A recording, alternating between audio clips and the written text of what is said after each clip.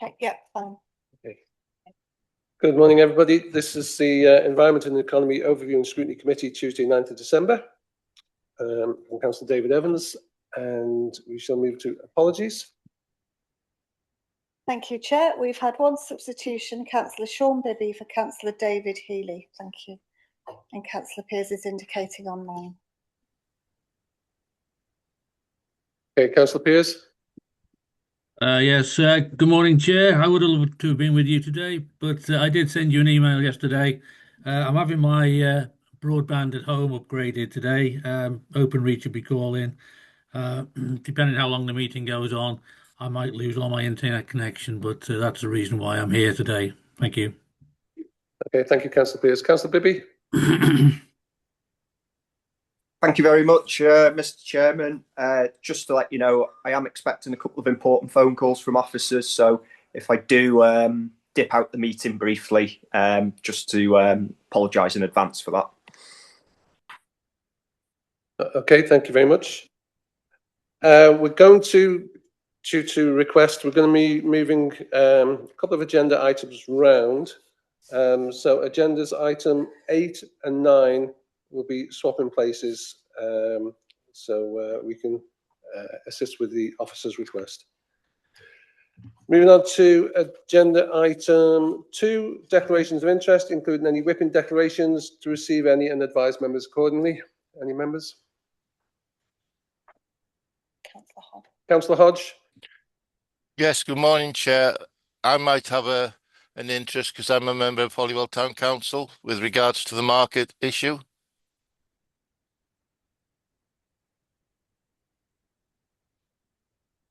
Okay, and Councillor Rose? Just personal for agenda item 5. I'm a member of the Wildlife Trust and a couple of other members of the LMP. Thanks.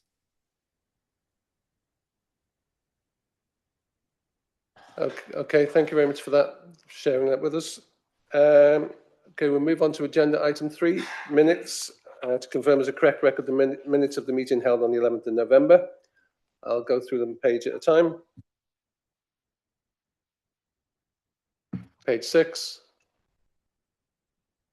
7, 8, 9. Councillor Pearce? Yeah, apologies, Chair. I wasn't quick enough with the hand there. Page 7 of the minutes, item 46, which was the November meeting.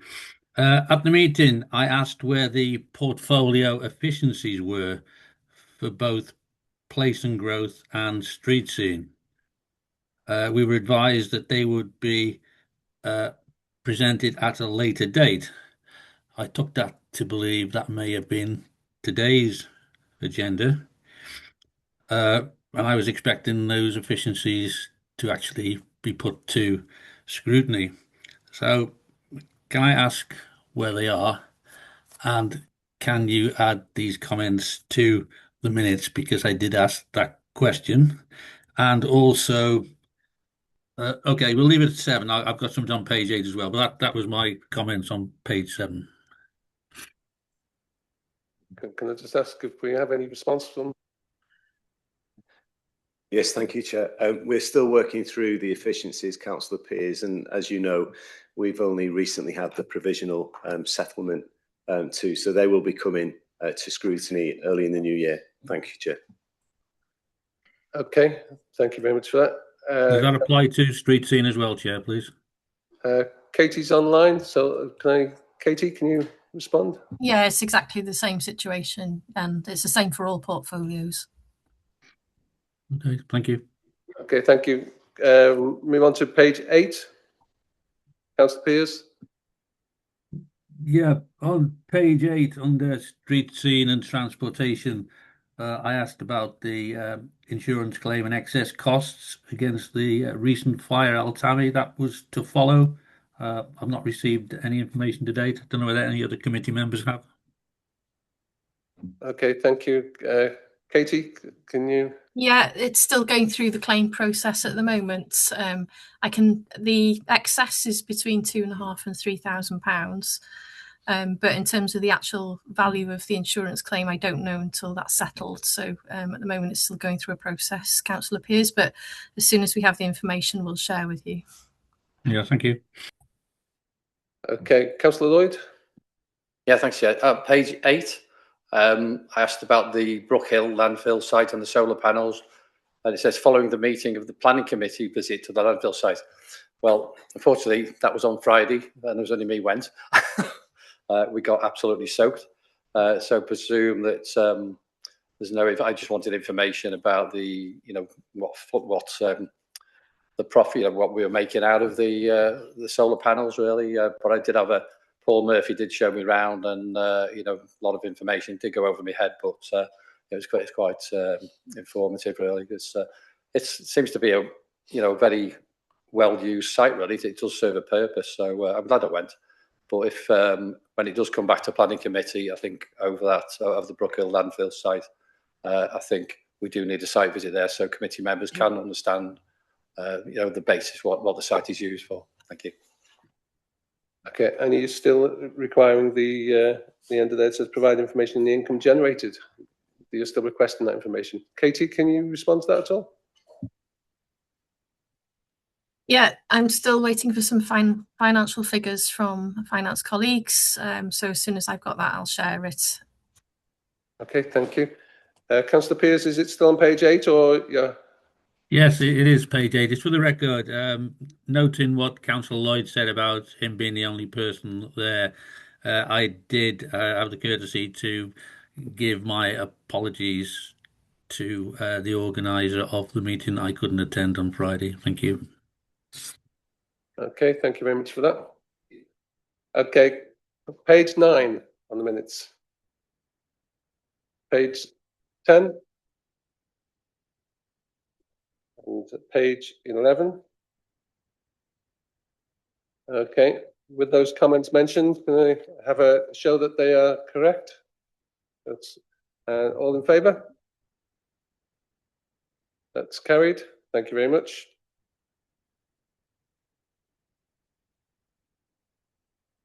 Okay, moving on to agenda item 4, the forward work programme. I'll hand over to Margaret.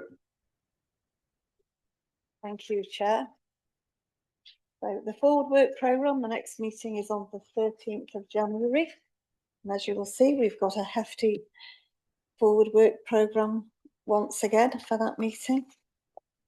And then moving forward to February, we've got 4 items on that one. In March, we've put the 30-mile-an-hour update on there. In June, we've got the annual update on the Communities for Work programme, and then it'll be the annual performance report on the 7th of July. We've got some items to be added, which will be factored in when possible. So we've got Connect to Work, we've got fly tipping, road space management, and also the Section 106 agreements from the minutes. So moving on to the action tracking for the environment and economy overview and scrutiny, we have first page is they're all completed. Second page now, those are all completed. The third page, those are all completed also, except for we will be getting an update from Katie on the car parking situation in Wepper. I'm not sure, Chair, whether Katie would like to do that before we finish the forward work programme item. That's probably the best place to put that. The next page, 24, there's a couple of items there which are still ongoing. It's the longer term. And then the one around the further information requested on the case study that I know Ian Bushell was talking to Paul Reeves about that last week. So hopefully that will be imminent. And then the information from the growth deal, that's been circulated this morning. Don't think the couple of them have been mentioned already. The Brookfield side solar panels, that's ongoing, as is the insurance claim. And then the final one is the information to be circulated to the committee on the haulage costs around Pard Cadfed, and that again is work in progress. Thank you, Chair. Oh, sorry. Okay, thank you for that. Katie, can I just ask you first if there is an update on the car parking situation at Weber Park? Yeah, no problem. And I have been trying to keep Councillor Richardson up to date separately outside the meeting as well. So the traffic regulation orders are complete. So they're all signed off and ready to go. In terms of the line painting and the infrastructure, obviously we've got the infrastructure ready, so the pay and display machines. We're just in the process of sorting out the contract with the financial transactor for the machines, because this time we're trying to make sure that they can accept multiple ways of paying, so cash and coins, credit card, debit card, as well as pay by phone. So there'll be multiple ways of paying going forward. So once that's sorted, we'll be in a position to install all the infrastructure and then implement the changes. Thank you, Katie. Yeah, just a quick update. The lines, I'm sure you already know, the WL lines have started to go down already. That was last week's topic on social media. Thank you, Katie. Okay, thank you for that update. Okay, any further members on questions on the forward work programme? Okay. Councillor Bithell? Just on page 23, Chair, regarding the request for the strategy on public conveniences being brought forward. The response there is that the consultation will end in December and will be submitted to the 10th of February meeting. The problem is by then the budget will be set, and it basically will be presented with a fait accompli, no matter what the committee may want to do or recommend to Cabinet to do in those circumstances. So, I just think that in terms of timing, it's probably very convenient that this has been put off until when it's been put off till, because it will really thwart any attempt perhaps to alter any decision that the council might want to make. Thank you. Okay, thank you. Councillor Lloyd, did I see your hand? Yeah, just regarding the update on the 30 mile an hour, it says completed, but it wasn't until I saw on dside.com or the Leader or something that Sandy Lane in my ward is looking at being put back to 30 mile an hour. I'm just saying it would be nice to have been informed of that rather than read it on dside.com, really. And it's not, the list of roads hasn't really come back to this committee, I don't think, has it? Okay, thank you. Katie, have you got any comment on that one? No. Yeah, in terms of, so do you want me to answer Councillor Bithell's first, or? Yes, please. Yeah, so Councillor Bithell, I mean, the timing, unfortunately, we haven't got an opportunity to present it in January because it's too tight a timescale. So we'll do our best to try and bring it forward, but I doubt we'll be able to bring it to a January committee, because that's literally the first week after Christmas, which doesn't allow us enough time to analyse the consultation. So that closed last week. We've now got to spend some time going through that, and then obviously preparing a report for yourselves to consider. February was the earliest time we could bring it forward. There is a gap of about a week, I think, between budget setting and a decision being made. So, we're hopeful that a decision can be made before budget setting happens, but it was always going to be very tight, unfortunately. In terms of the 20 mile an hour, 30 mile an hour, ward members should be involved prior to us advertising any TRO, so you should have received some notification from the team. I'll pick that up separately from the team. If there is a road being advertised in your ward, then they should be contacting you as a matter of course. So if that's not happened, I'll take it back and speak to the team, because that should have happened. All our traffic regulation orders, when they're advertised, they are published on the website, on the Flintshire website, and I can circulate that via Margaret and the chair, so that you have that link, and it's always up to date as well. We will be, the purpose of bringing the report back was to give you an update on the process we've followed so far, and the progress update on all the roads that we have assessed so far, when we bring the report in February. So that's the aim of what we're doing. Hopefully that explains things, Chair. Okay, thank you for that, Katie. Okay, Councillor Bibby. Thanks very much, Mr. Chairman. Just a very brief one. Just looking through the action tracking, there is a mistake. It says Councillor Ray Wakelam rather than Roy Wakelam. Okay, thank you very much for that. Councillor Richardson. Thank you, Chair. It's just a quick question for Casey. On February's meeting, we're going to be looking at grass cutting, ground maintenance and weed control. I'd just like it noting, really, we're sort of into our third year now of not controlling weeds. And I understand Casey has updated us previously on numerous occasions saying that we're trialing different methods, so, you know, mechanical methods. And I'm just sort of asking, in that meeting in February, will we receive an update on how those trials actually went? You know, rather than just saying we tried mechanical weeding, you know, is it working? Is it not working? Because, like I say, we're into our third year now of not controlling weeds, and I think everyone in their own ward's aware of the issues, the complaints. You know, we've got sort of turf growing in the gutters at the minute. So I was just wondering that if we could have an update on how the trials actually went. Thank you. Okay, Katie. Yeah, so in terms of weed control, we do control the weeds. It's just the methods that we're using not as effective as previously. But yes, we will include outcomes of some of the trial products that we've and the mechanical means that we've been using. We're also using some new machinery this year, which has been grant funded. So we'll give an update on that as well. That's no problem. Thank you very much. Yep. Okay, thank you very much for that. I've got no further indications on that, so we'll. Oh, Councillor Banks. Thank you, Chair. Yeah, it's just a reassurance that every time a 20 or 30 comes before us, I do always make sure that there's been through the process of contacting the local member before Katie or myself sign anything off. Thank you, Chair. Okay, thank you very much.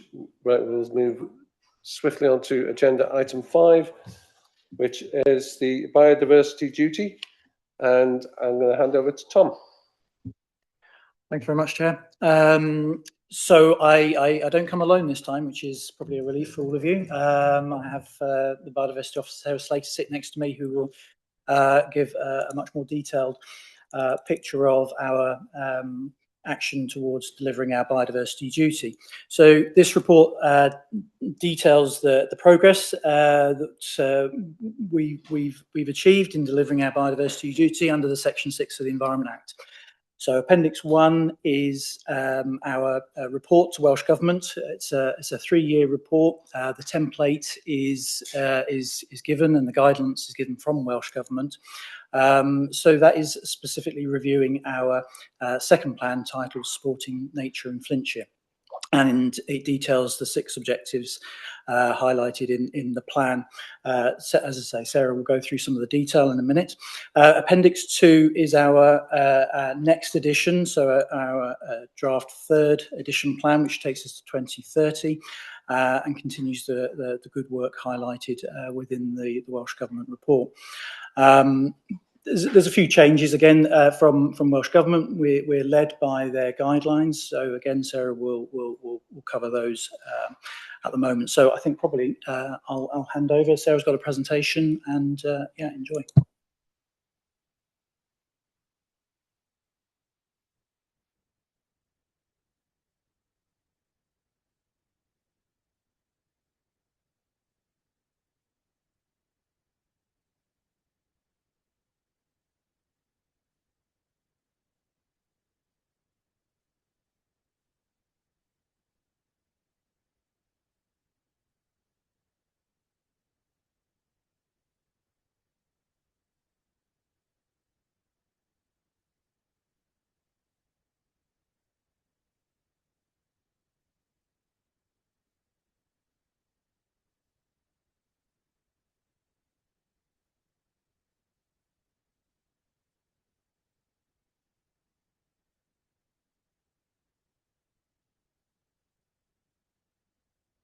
Chair, do you think it's worth telling those online why it's gone so quiet?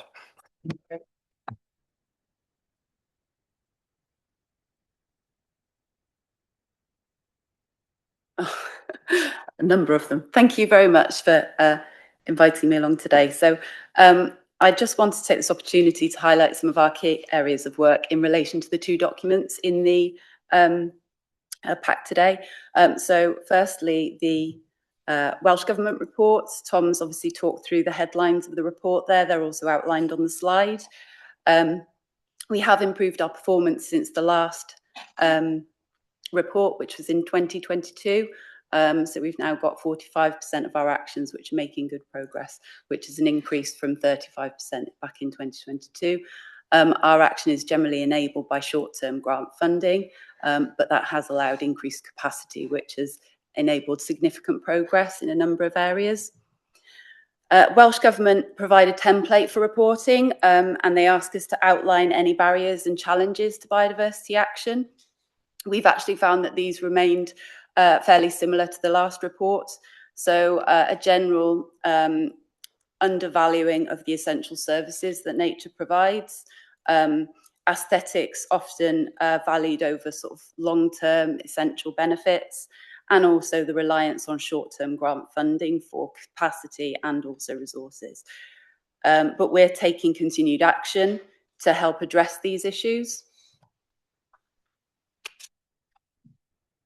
So our connection to nature has declined 60% over the last 200 years. It's an extinction of experience, and it's now understood to be the root cause of our nature crisis.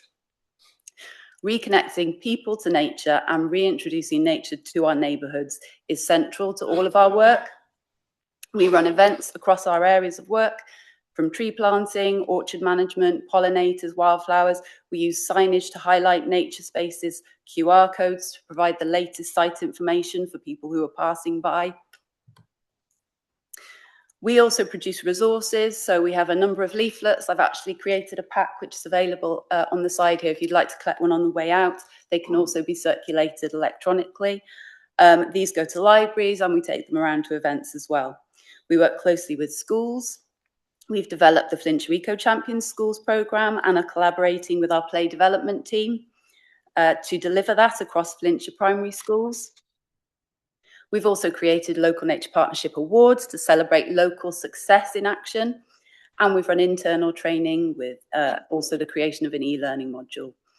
We're also initiating a Flintshire in Flower campaign, which will be promoted through our 2026 events. And finally, we obtained local authority bee friendly status last January 2024. And the Wales Pollinator Task Force is actually using Flintshire as an example case study based on our cross-department action, and that'll be on their web pages by the end of the year. So we're also required to report on our key highlights and enablers, and in Flintshire there's been some significant areas of progress. The Local Places for Nature grant, as I've mentioned, has allowed the funding of a 3-person biodiversity team, and it also funds a lot of capital works across the county. Our cross-department collaboration supports action across our function. Estate management supports semi-natural habitats, and we have internal senior level and political support.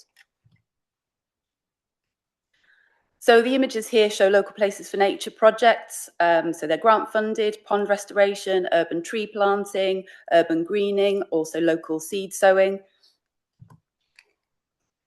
The extent of our cross-department work has been detailed in the report, but just to provide some examples here, we work closely with street scene in terms of estate management, tree planting, education, Flintshire Eco Champions and biodiversity enhancement in school grounds. We work with regeneration in terms of creating GI audits, green infrastructure audits for our placemaking plans, and also developing urban green infrastructure. We've also worked closely with the housing team, the flood team and the climate team in terms of things like weed control, tree planting and natural flood management. And that's just naming a few of our links.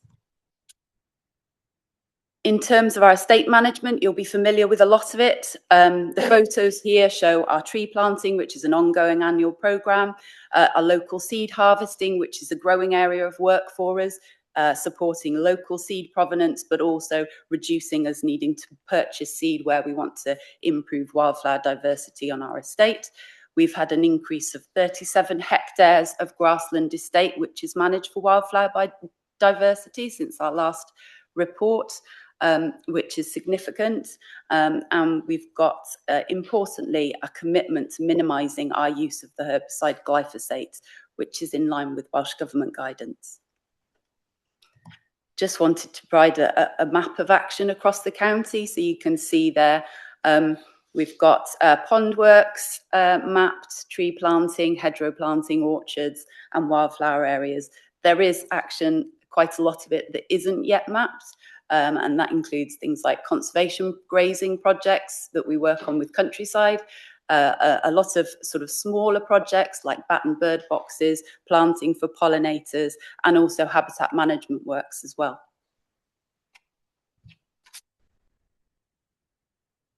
So moving on to our proposed plan for 2025 to 2030. The plan follows Welsh Government guidance. So it's based on themes connected to the National Nature Recovery Plan. Actions are also guided by Welsh Government through their biodiversity deep dive recommendations and also global biodiversity targets. These are the 5 themes that our actions are sitting within. So maintaining and enhancing ecological networks, increasing knowledge, realising new funding opportunities, upskilling and improving capacity, and governance and reporting. So we've got 40 actions in the draft plan, which fit into those 5 themes. Actions will all be monitored by key performance indicators, which will be linked to those actions.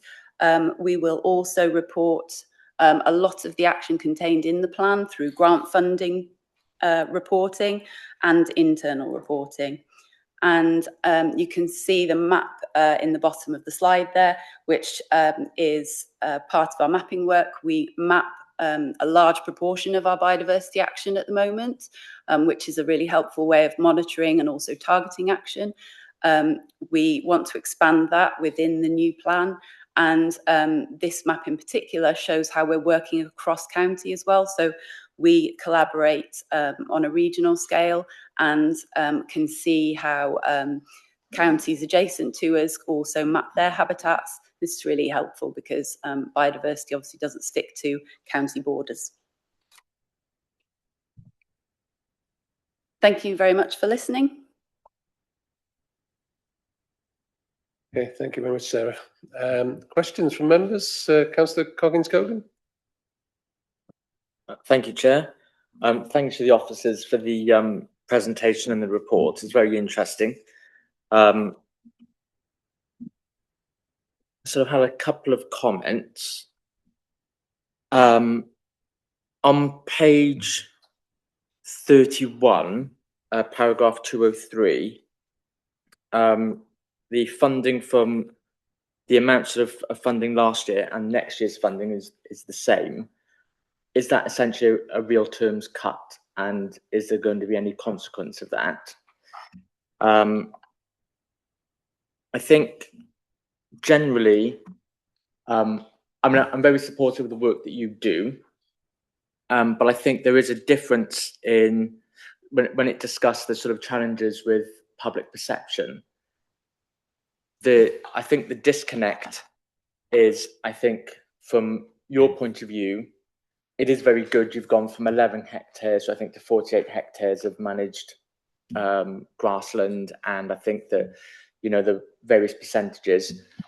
The problem is for us as councillors, when we're speaking to our community, if I say to my residents, listen, this is a good thing because we've gone from 35% to 45%, then they say, well, what does that mean? And I think what I would appreciate more of is the richness in the biodiversity. Having some tangible benefits that we can give residents will help us sell what we're trying to do. An example is on the photographs in the slides.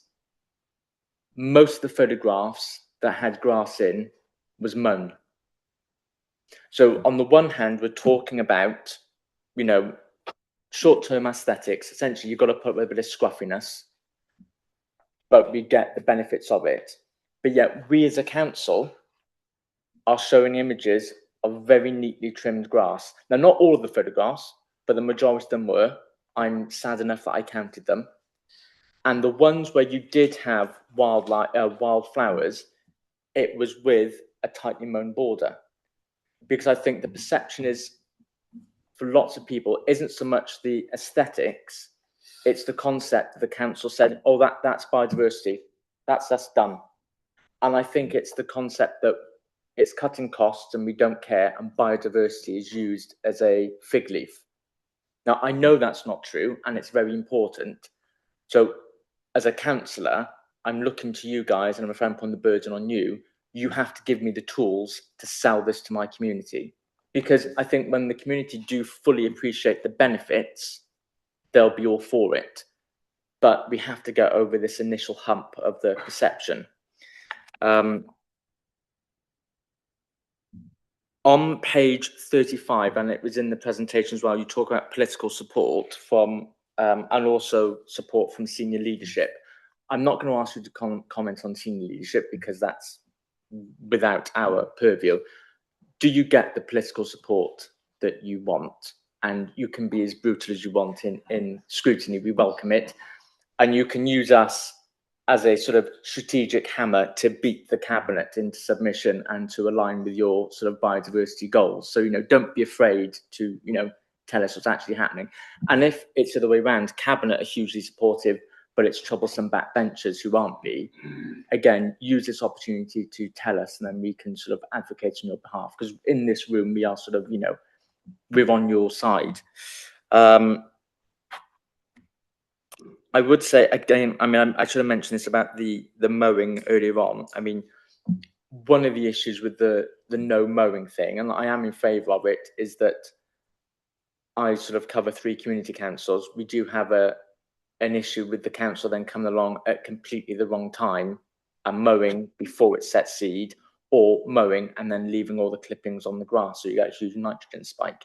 So it does feel as though I appreciate what you're doing the cross-departmental working, but it seems that still has a bit to go before it's fully embedded, I think. And reading between the lines of the report, it almost read as though the authors of the report would welcome if Welsh Government penalise councils for failing in their statutory duty. Now, I'm not going to ask you to comment on that, but I would like to have the cabinet member's opinion on that, whether he thinks that if we were subject to that sort of penalising power from Welsh Government, whether we would, quote unquote, take it more seriously. Because I think that's what the report is getting at, sort of say reading between the lines.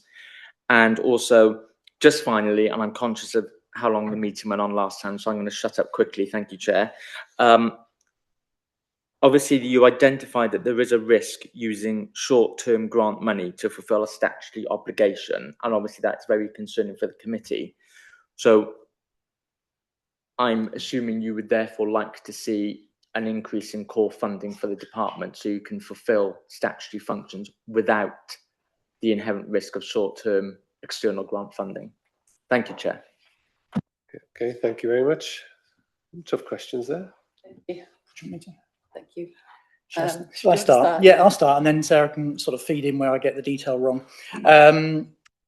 In terms of the funding, the second year it will be an indicative funding. We don't get confirmation, so there is a degree of flexibility, I guess, from Welsh Government, and that will be firmed up next year.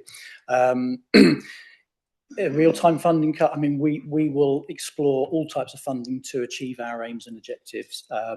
External funding, we've been reasonably successful as a service, so it's more getting the outputs right, what we want to achieve, finding the funding, and we looking back over the last few years haven't really been in the position going, oh, we haven't got enough, it's a cut or whatever. So I have confidence going forward that we should be able to fill our aims and objectives, and the Welsh Government money is vital and plays a major role in that.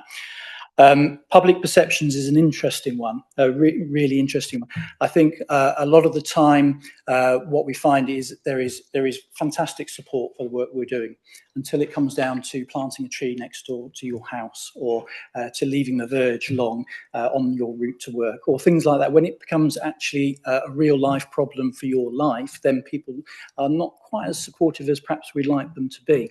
The principle is there. I think everyone gets biodiversity decline, climate change, the natural world.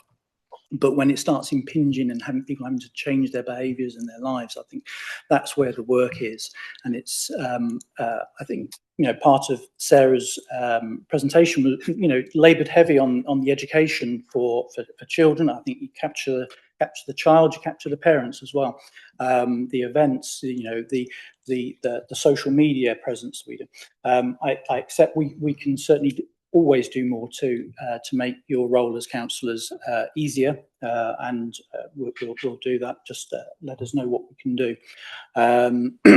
So in terms of political support, that's an interesting one. I've always felt that my team have been extremely well supported by the leadership, political and otherwise. I've never had any issues with lack of support.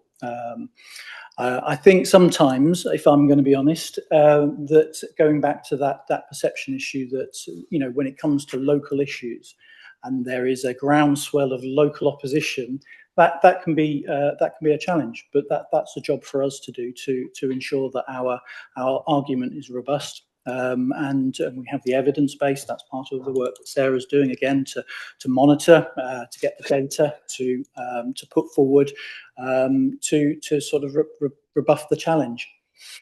The mowing of the timings, yes, you're quite right. I think that is work in progress. If you consider our entire sort of ground maintenance grass mowing regime through the year, that's quite extensive, and to have fundamental shift in mowing regime, that does take time. We're not blind to that. It is. We work very closely with Katie's team, and there's areas that we can improve there, certainly. I'll avoid the one about the penalties.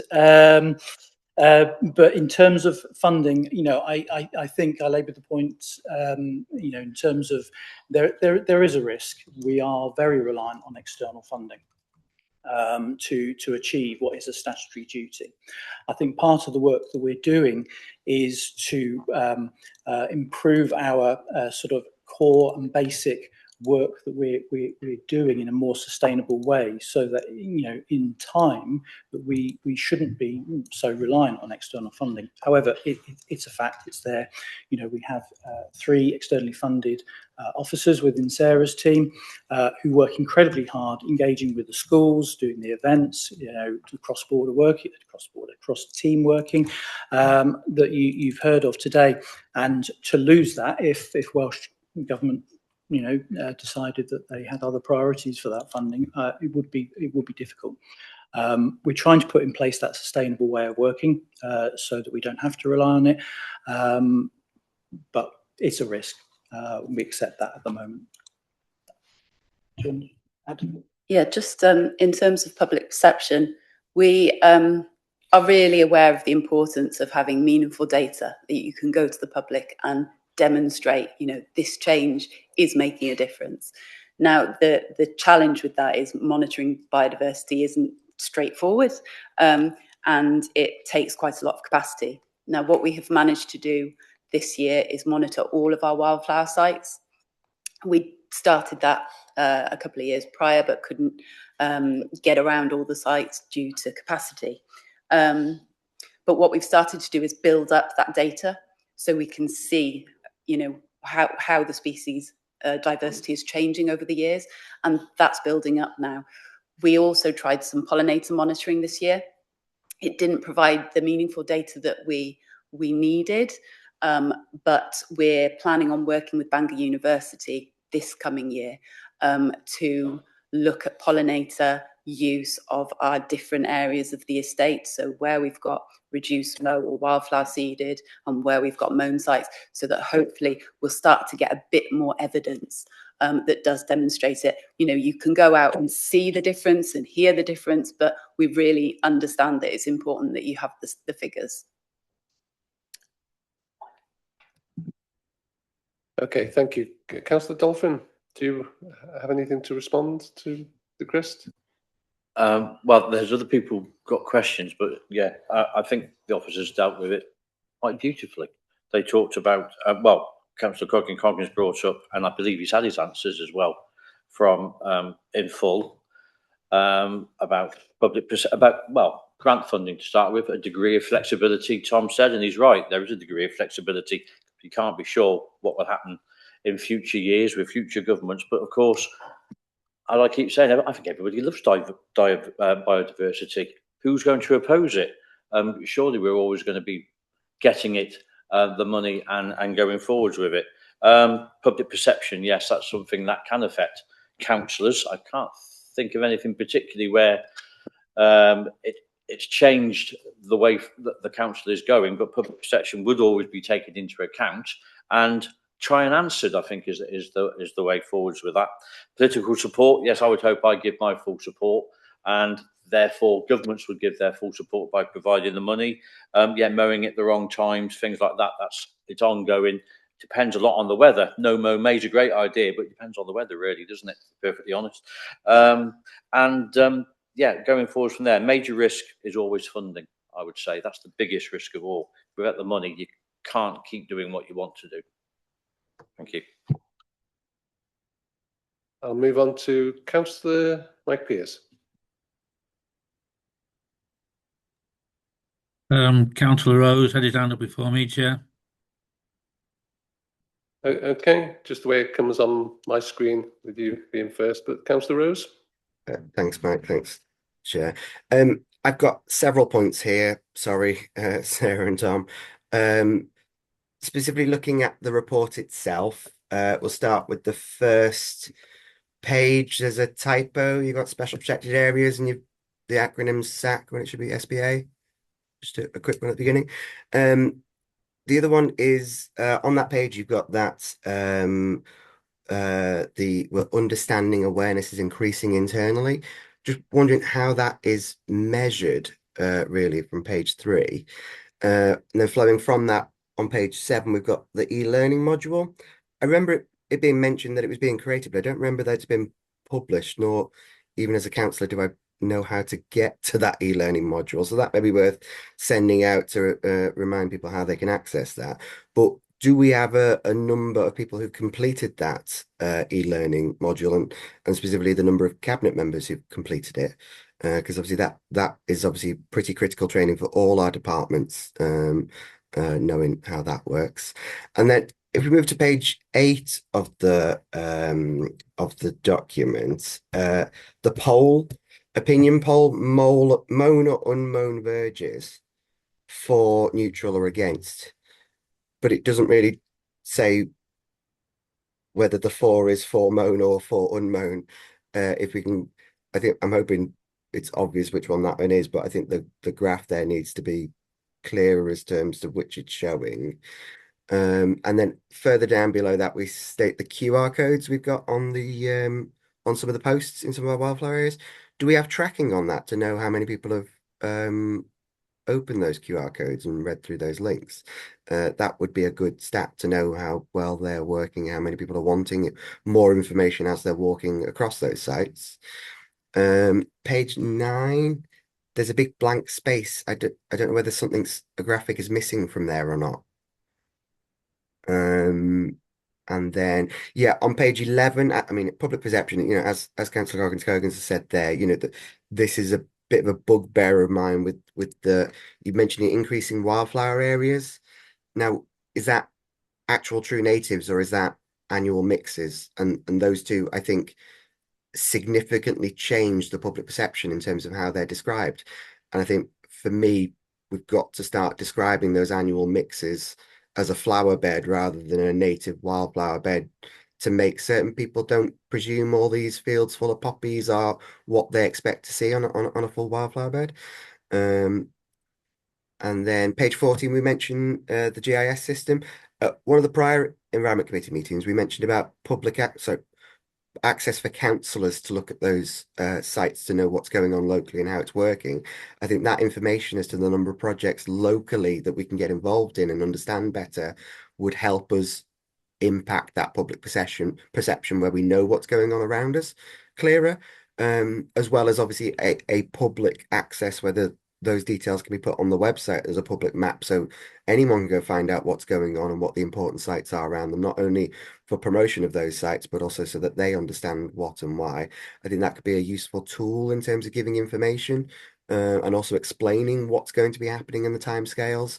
Not necessarily direct dates, but saying, you know, in winter we will cut this, in summer we don't because X, Y, Z. If public mapping can could do that, that would be good to have. Page 15, more blank space. I don't know again whether that's whether there's something missing there or whether that's just a messing up with the formatting. Page 15 as well, tree planting. We've got no mention of the weather. So obviously this year has been really, really dry, and previously we've mentioned about we reduce our tree planting numbers by 20% to cover the ones that don't survive, yet this year's been so dry. I presume that figure's far higher in the sites that I've seen. Do we change that figure annually in terms of the weather? And then my question from that is, how do we incorporate annual weather fluctuations? So obviously wet years are going to be great for amphibians and will increase those numbers, and dry years are going to be atrocious for them. But overall, you know, the fluctuations aren't what we're measuring. We're measuring increase or decrease. How do we interpret things like that, and how do we include them in our reporting? Because I don't see anywhere in our reporting that we've given where that sort of information is made clear with the statistics.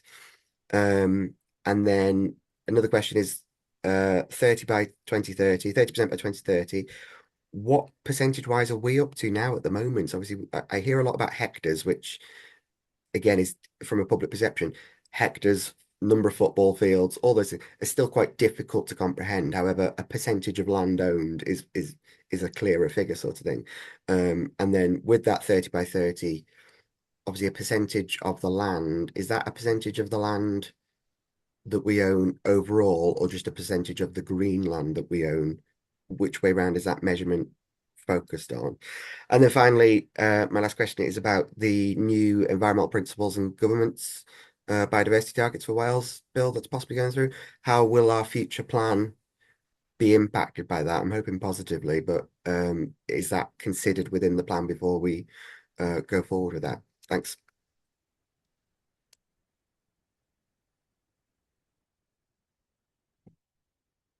Thank you, Councillor Rose. I'll try and address those.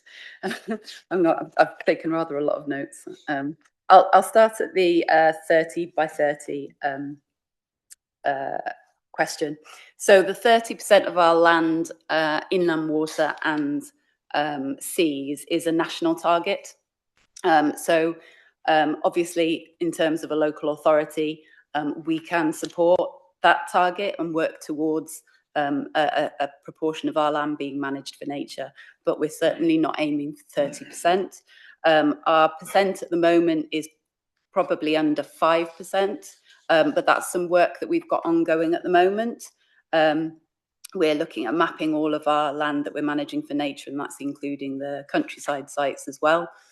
In terms of monitoring weather, we've got capacity now to be able to monitor our work. I've talked about the wildflower sites. We also monitor our tree planting. That does allow us to pick up trees when they're suffering from water stress. We hope that this actually ensures that we lose less trees through the planting season. This monitoring is something that we've really developed over the last couple of years, and this season we were able to get out and water our trees where it was needed. We're also we're investing grant funding in terms of things like water bowsers that can help the rangers and help us ensure that loss is minimised. The other thing that we're working on with our Smart Towns officer is water sensors, which can be installed into the tree pits. So that's something that we're hoping to look at in the future, which again will help us reduce that loss. In terms of mapping, I absolutely agree. I think, you know, the more that you can have access to our mapping, the better. We work across the region through the local nature partnership to have mapping available online. So you can access the different broad habitat maps on the Bionet website.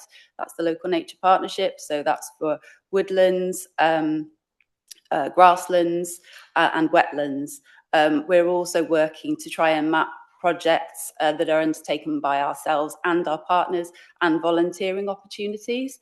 So that should provide a really helpful hub where people could get all the information they need for local conservation projects and get involved. In terms of the increase in wildflower sites, I absolutely pick up on your point in terms of native. I would emphasise that all of the seed that we put down is native seed. So we do have some annual mixes, but they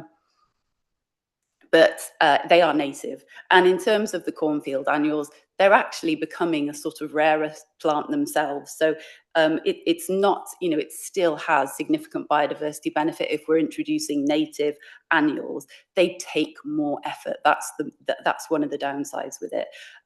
But I would also highlight that we've had a significant increase in our areas where we are reducing mowing and managing for biodiversity. So not introducing seed, and we've also increased where we're introducing local native seed. So, you know, that is the direction we're moving in, and we'll you know, gradually be able to increase that in the future. In terms of QR codes, I haven't got the stats for how many times they've been looked at, but that's certainly something that I can look into.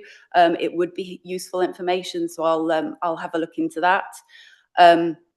The opinion poll, I did state in the report that it was very much an informal opinion poll that we held at events, and I will ensure that that graph is more clearly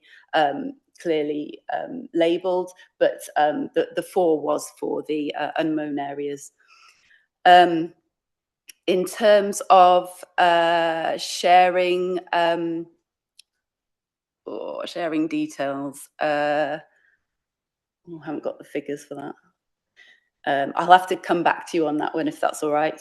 And then just in terms of internal understanding and how we're picking up on that, it's particularly through events that we're running, so training courses that we've run, also sort of internal working groups and forums that we're members on. So we're having the opportunity to talk across departments with those working groups, and also collaboration. So, you know, we're finding that we're being approached by a lot more people in different departments to work with them. So that's really our gauge in terms of the sort of increase in understanding. In terms of the typos, we'll amend those. Yes, sorry. In terms of the new Environment Principles, Governance and Targets Bill, it's going through the Senate at the moment. So I know it's got a number of committees to go through, with the aim of it going to Royal Assent in April next year. Within that bill, there is the integration, the requirement for integration of environmental protection into Welsh Government policy. There's also the establishment of a governance body which will sit above Natural Resources Wales, and local authorities will be responsible to that body. And there's also going to be the enabling of biodiversity targets, and there'll be legally binding targets. These need to be developed within 3 years of the legislation gaining royal assent. So we're likely to get those targets in about 2029. I think in developing the action plan, we very much had the global biodiversity targets, the recommendations from the deep dive, the 30 by 30 framework that has recently come out from Welsh Government, that has all been considered within the development of our actions. So our actions will very much be in line with that new legislation that's coming through. I think that was it. Thank you. Okay, thank you very much for that. Councillor McPears. Right, thank you, Chair. Yeah, I'm fully supportive of the biodiversity actions that's taken place in my ward, but I think it's important that local members are consulted in advance. We've had two situations where the work that's been done has had to have been undone and redone in a different location. I'll give you an example. A wildlife pond was being created, and it was right next to a children's playground with very young children. I don't think you'll agree that a pond in that location isn't ideal. We had complaints from parents. Myself, Councillor Hutchinson, went to have a look, and we agreed that it wasn't the ideal place. We spoke to the contractors who were actually excavating the hole for the liner. He wasn't interested. We pleaded to say, can you please stop while we sort this out with the council? He said, I've got a contract, I've got to carry on. And it got to the point where the liner had been fitted and covered. And then it was agreed that, yes, it was in the wrong place and let's relocate it. So I don't know how much that would have cost, but it was relocated. Sorry about the noise. I think the window cleaners turned up.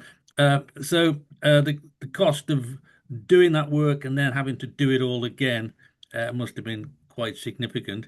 The second occasion was tree planting on Buckley Common. The trees were being planted on the boundary, and it was again alerted by residents.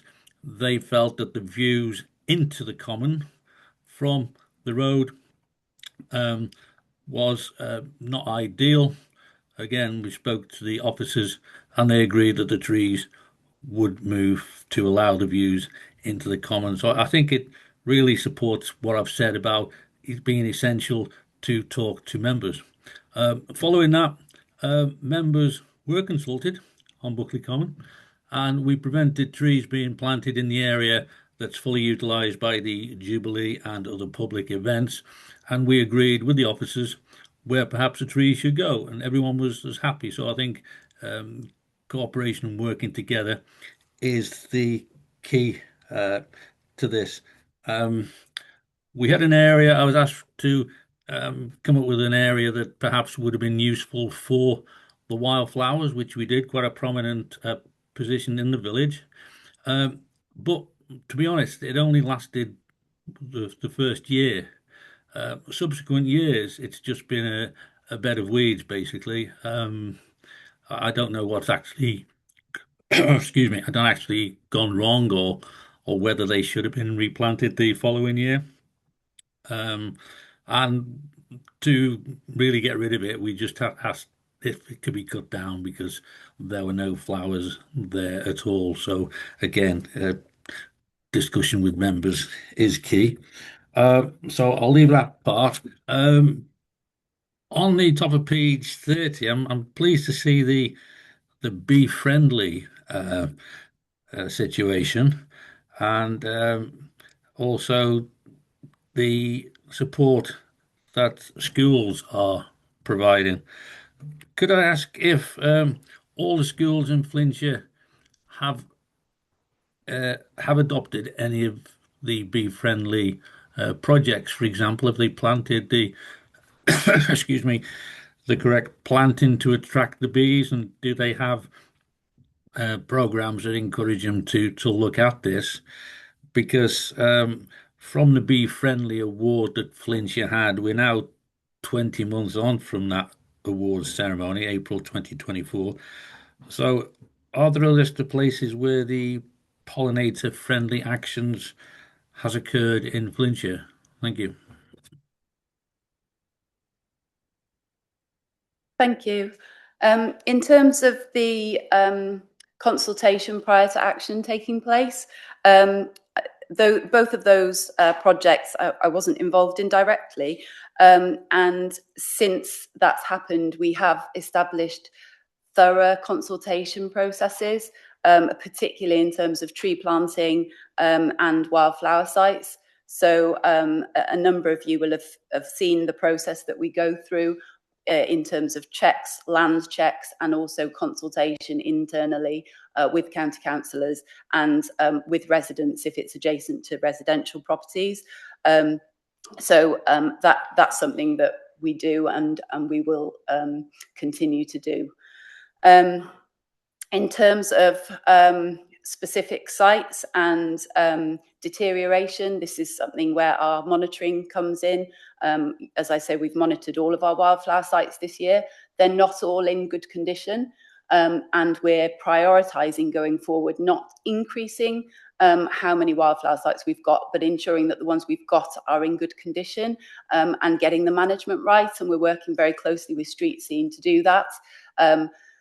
Seeded sites are something that we've been dealing with for about 5 years now, and they vary from site to site. So the prescription and the management also has to change in accordance with that. So we're still learning, but we can certainly take action to improve how a site looks. In terms of this specific site, it has received an overseed and an early cut. So we will be monitoring it very closely next year to ensure that it retains its diversity and aesthetic appeal. In terms of schools, we work really closely with a lot of schools. I don't have a specific figure for how many have included biodiversity-friendly management in their grounds, but we do have figures for the number of schools that have been involved in Flintshire Eco Champions, and separately how many schools we've been involved in from the biodiversity team. We do a lot of school talks and also provide school grounds biodiversity plans. So I could certainly get a figure for how many schools we've worked with. In terms of bee-friendly status, there is a requirement to provide an annual update. We've just compiled that to send back to the bee task force, the pollinator task force, and partly as a result of our action, we're being used as a case study. And as I mentioned earlier, that will be on their web pages by the end of the year, which will outline our action across all our departments for bee-friendly status. Thank you. Okay, thank you. Councillor Lloyd. Yeah, thanks, Chair. Yeah, I'm keen to support the recommendations for a start. And, to be fair, we've had a fair share of trees planted in my area, thanks to Sarah, and hopefully we're going to get some more. We've got a very enthusiastic countryside ranger with some fantastic ideas. So we'll be going to the school, get some information. They've helped us previously plant some trees. Also, I am going to see the local farmer because he showed an interest in planting some wildflowers on his land. So if we're still doing that sort of thing, I'm happy to go and see him.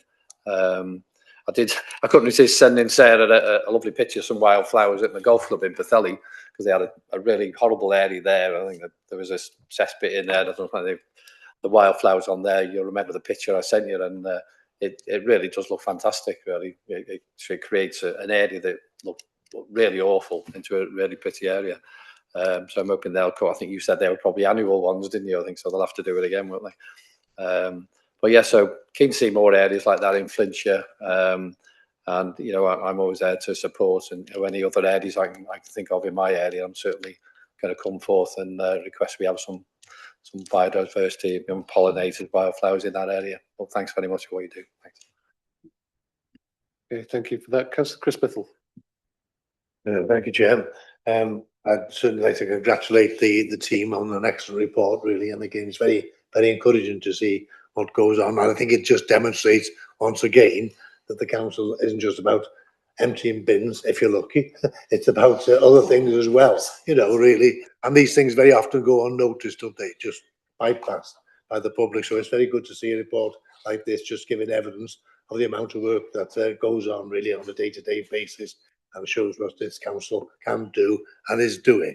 And again, I think it's important that, you know, in the times that we are living through at the moment, where there's considerable pressure both on the county council and indeed on Welsh Government as well, that they can find money for this. Really, it's not enough. We'd like more, but I think it is to be appreciated and recognised that money is available and being made available even in difficult times for this kind of important work. I just want to say to you how encouraging it is, you know, in the schools that we got the young eco champions and so on. A number of years ago, I was a cabinet member for education and going into schools, and children were very proud then, and it's continued and grown. So that's to be encouraged as well, because they will certainly grow up appreciating and understanding the significance of this, really, in terms of our future, the climate, the environment, and so on, and protecting that for the future.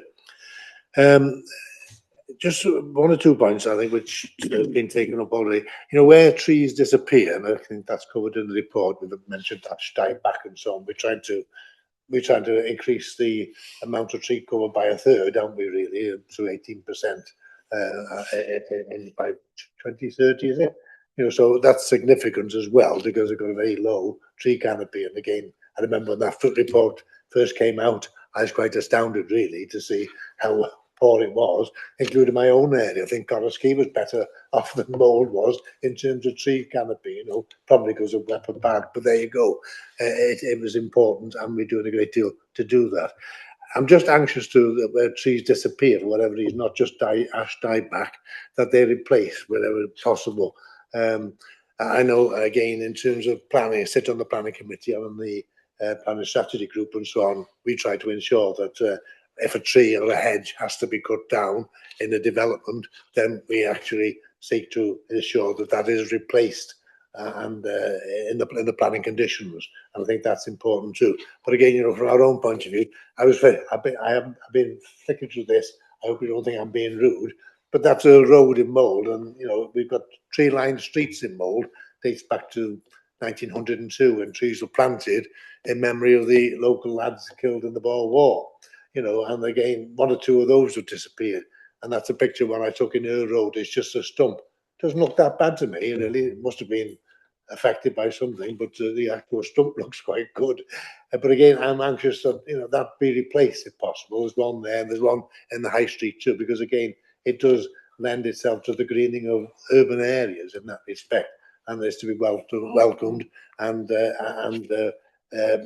restored if that's possible. Again, I know people say that's difficult to do because of the number of services which now are under the streets, which were there in 1902. But nevertheless, you know, I've looked at other towns and so on where they planted fairly substantial trees in a tub, for example, on the street, to, you know, to replace trees where they've been lost. So if that could be looked at, and again, in terms of working with local bodies, again, I know Sarah and Tom and the team and so on, they do deal with local authorities, and again, our own town council in Wales have been involved recently in a greening project for the Dandenong precinct, you know, and that's going ahead. But one of the things that is of concern, and you know, the question was raised, you know, will the council be able to actually maintain that in the future? Because again, you know, we can't be sure either as a county council, or probably the Welsh Government, as has been said, whether that money will continue. But that was a concern of the town council.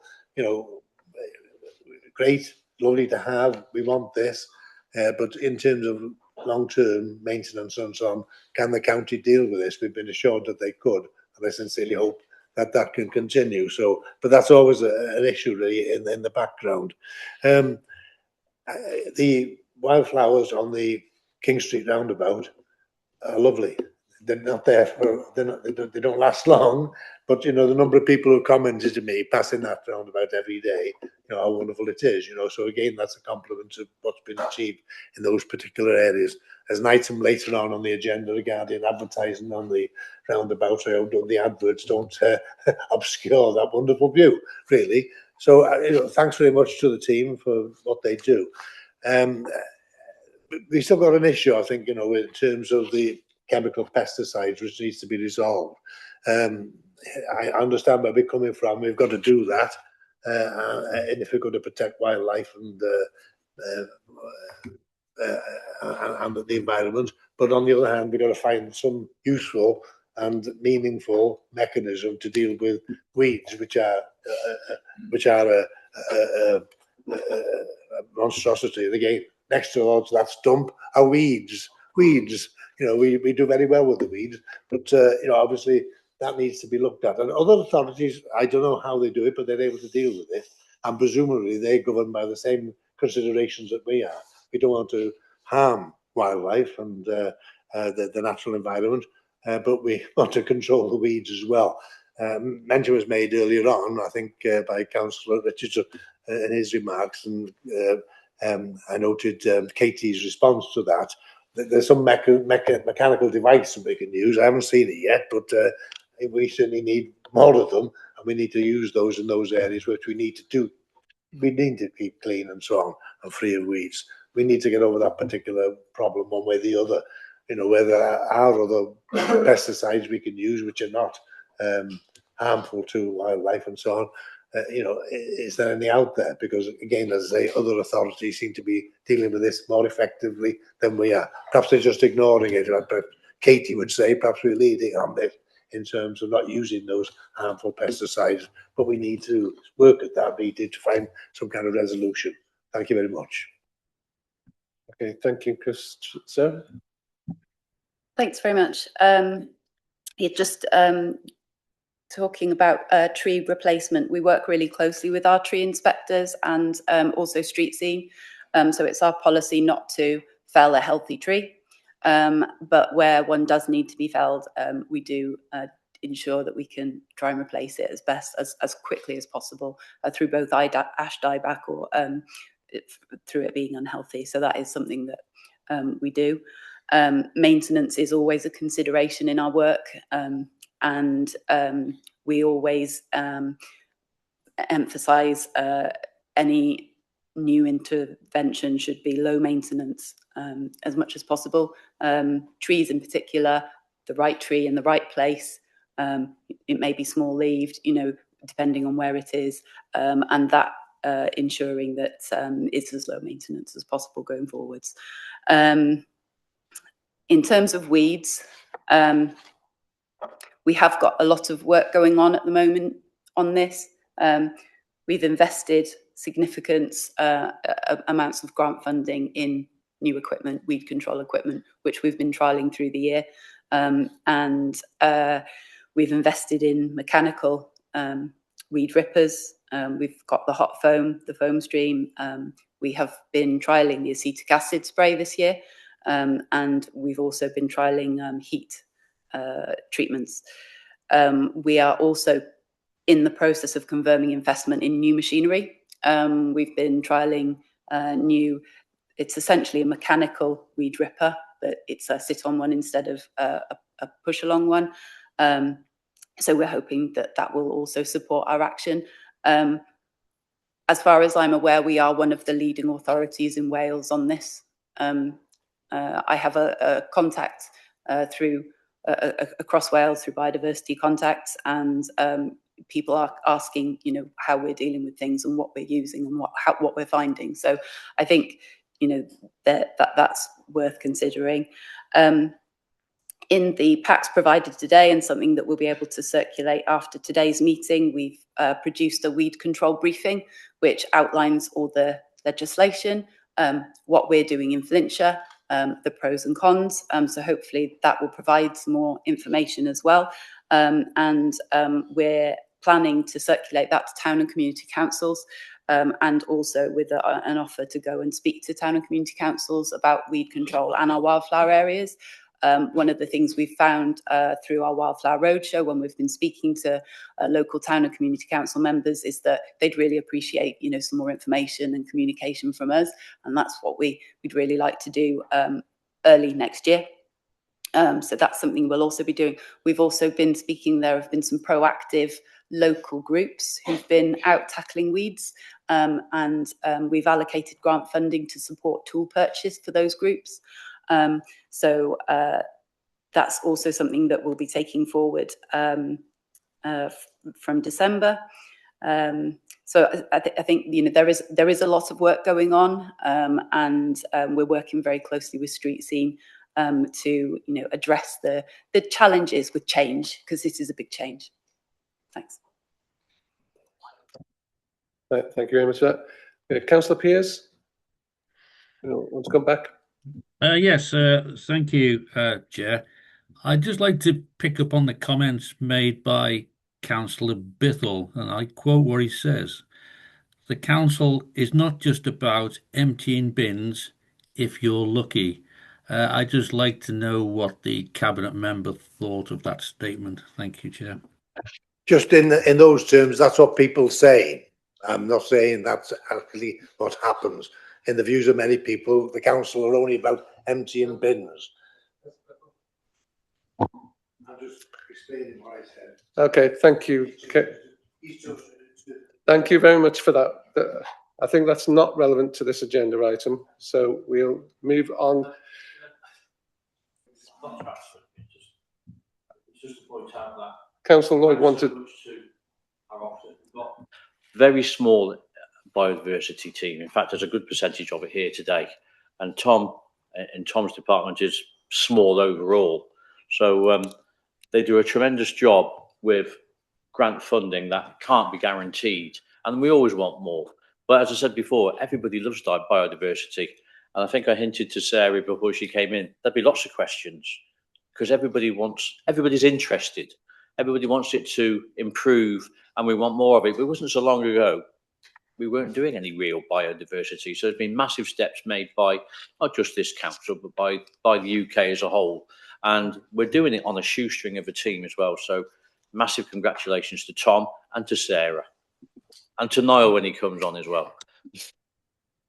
Thank you. Okay, thank you very much. Councillor Lloyd was previously moving the recommendation, I take it? Would you? Sorry, there was just a question that I referenced before regarding the farmers. Before I go and see the local farmer, you're still keen to work with the local farmers? Obviously, I don't want to go there and give your details if not. So I just wanted to confirm I'm still okay to go and suggest that if you want to use their land for, wildflowers and that. Thanks. Yeah, it's actually detailed in our draft action plan to work more with private landowners. That's what we're really keen to do.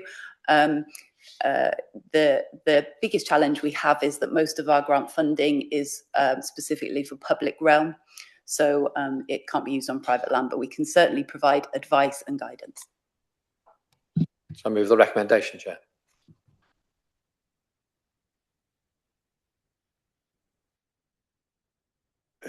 It's not a question, it's just a statement really. You mentioned that a lot of work has gone into finding a solution to the weeds. I've not been involved in any of them conversations as a portfolio holder. I do think it would be advantageous to be involved in the future. Thank you. Okay, thank you. Councillor Lloyd, you're moving the recommendation. Seconder? Seconded. Those in favour? Okay, those against? Okay, that's carried. Okay, thank you, Sarah. Thank you, Tom, for that.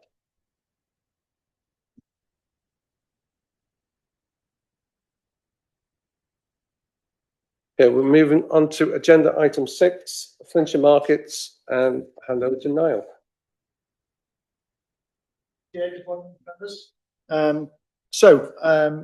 Just want to talk through two changes to the operation of Flintshire Markets. First of all, to start with the street market in Holywell. You'll see from the report the proposal is to close that market very, very sadly. It's a market that's been there a very long time. We have over a number of years done a lot to try and sustain the market in terms of promotion, in terms of providing free pitches to new traders. The pitches generally are extremely low cost to any traders. We've held various events over the years. We've even provided transport to the market from the caravan parks. And we always, in contact with other traders from other markets, encourage them to try Holywell. And there's always been a number of traders who will come and try Holywell Market, but the footfall in the town spend on the market doesn't sustain them. And as you'll see from the report, we're averaging no more than 3 stalls, and that doesn't unfortunately make a market. It does operate at a loss to the council. It's not a gigantic loss. It's about £6,500 a year, but it is a loss to the council. We have consulted locally to get a feel for people's views in the markets. And I think it's fair to say they're fairly equivocal. And it's almost spread evenly between people who support the market, people who don't support the market, and those who are in the middle, basically. There's certainly not a strong groundswell of support from the market from residents. And we have consulted the town council, who haven't given a formal response at this stage. And I think we have differing views from local members.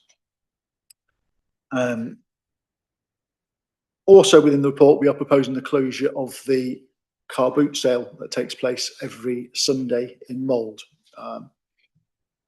It takes place on Love Lane car park, which is now a town site. So it's not in the town centre, so there's no sort of associated footfall into the town centre. So we can't particularly claim it generates huge amounts of footfall into the town. It doesn't make any money, the cost of running it, because we have to pay people to work that extra Sunday, outweighs the fairly minimal fees we take from it. And it is fundamentally an activity the private sector do. If the public want to do a car boot sale, there are plenty of choices on a much bigger scale around the region. We also again consulted local members in the town council just to get views. And although some alternatives were proposed, they fundamentally don't change the principle that the market does not generate the numbers of stall holders that actually generate any income to the council. The report proposes that we reuse the time that frees up. It frees up an equivalent roughly of 2 days a week for a person. And we'd like to invest that time both into better marketing of the markets, better promotion of the market, sorry, better term, but also to support new market activity across all the towns. Gives us the opportunity to trial other market activity, more specialist markets, one-off markets, just to try and generate additional footfall in those towns, in conjunction with the work we're doing through the placemaking plans and working with the town and community councils in each of those towns. We have new capacity, also new skills within the team in terms of promotion and social media, something we piloted during the Share Prosperity Fund programme, which has been immensely successful in raising the profile of the markets. And it's something we're very keen to continue through this proposal. The decision will be going to Cabinet next week. And you'll see from the recommendations we are proposing and wanting you to discuss and, if possible, support the closure of those 2 markets. Okay, thank you for that. Councillor Chris Biffle. Yeah, thank you. Thank you for the report. In terms of the car boot sale and the Love Lane car park, I don't think it really survived or was revived after the COVID epidemic. I think that was the beginning of the end of it, really. But and I take the point that every Sunday is difficult to organise and so on. But you probably are aware that there's very successful artisan markets now in Mould, not organised by this authority, but there's sort of a private company now that does that in liaison with the town council. And I was just wondering whether car boot sales could be actually organised on those same days as those markets, because again, surprising the number of people who come in. There was an excellent Christmas market on Sunday, and I've seen the town so packed as it was then, which is very successful. And again, many of those people will park in Love Lane in order to go to the high street and to a road where those markets are held, or the precinct. I'm just wondering whether it might be worthwhile looking at that as a possibility, holding car boot sales on those particular dates when people are coming into the town on a Sunday and parking in that particular car park by and large. Is that worth looking at? I'm always willing myself and prepared to see things tried rather than taking a simple solution and say, close it down, really. Is that worthwhile looking at? I put that as a suggestion. I think that was a suggestion made by town council as well. Thank you. Yes, and the service did have a look at that as an option. Fundamentally, 2 things really. One, it's still unlikely to cover the costs of running the market. It's very expensive to be able to have to pay a an officer to turn up speculatively on a Sunday on the off chance that it runs. And the second point, I suppose fundamentally, car boot sales are a commercial activity, and you have to ask the question, in my mind, why is the council running something in competition to the private sector? These are a commercial undertaking. It's a historical thing that Moulds had a car boot sale at this time run with the council, but I couldn't explain now why it was there. It goes back long before my time.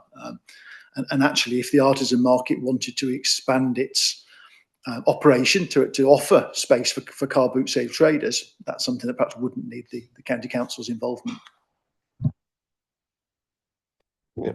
Just come back to Chair. We are a marketing authority, I believe, right? And again, that's been traditional both with Denborough Council before us and with the Home Old Urban Council. We're a market authority, and giving up to private enterprise and so on is something we've always resisted in that sense, because it's been an important part. But there's been fairs in Moulds going back to medieval times, and again, you just turn it over to somebody else is not the way we've actually operated in the past, quite rightly in my view. I remember, again, going back to Denborough Council, say, when Coed Mawr opened up and so on, we resisted those particular efforts, because again, the impact was on our market, and that's again where Holywell began to decline. There was a market on a Sunday which was far more successful down the road, and it just undermined and killed the market in Holywell, and here we are today.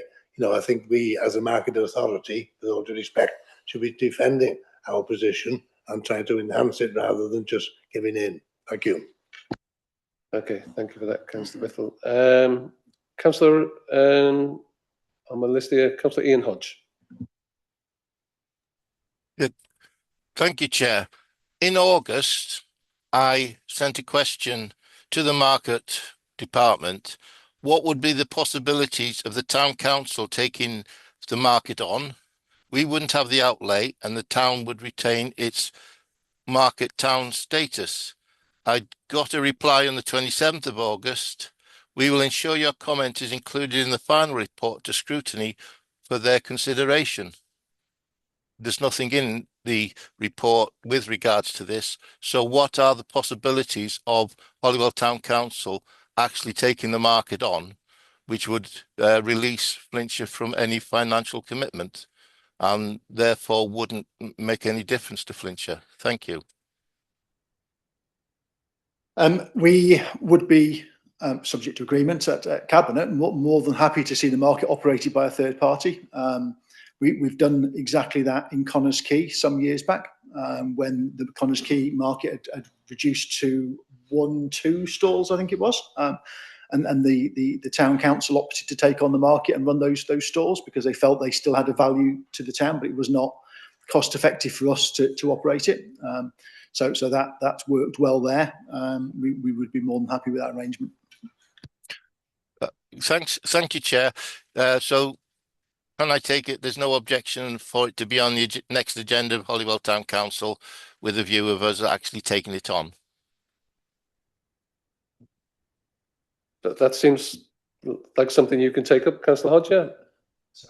Decision for Cabinet ultimately, but that can be added to the conversation next week. Thank you very much, Niall. Councillor Palmer, was it on that particular thing, or do you want to come in separately after the other speakers? It's to do with this item, really. It's just I do have a different narrative which I'm not going to use today, which I will present to Cabinet next week. Okay. Next on the list is Councillor Rose. Thanks. Now, you mentioned Holywell Town Council have provided no formal response. Does that mean it's no formal responses yet? Is one due by the sound of it, or is there just not one coming back from them? Point 107 mentions the promotion pilot. Did that include those two markets, including the car boot sale? And then we've said, why are we running in competition for the commercial sector when there's ones in other authorities? Well, they're in other authorities, so it's showing it can be done. It is possible, and the reason to run it is also the car boot specifically supports the recycling elements that the council's bound to. So those elements, I think, are important in terms of that that reuse element that the council's trying to.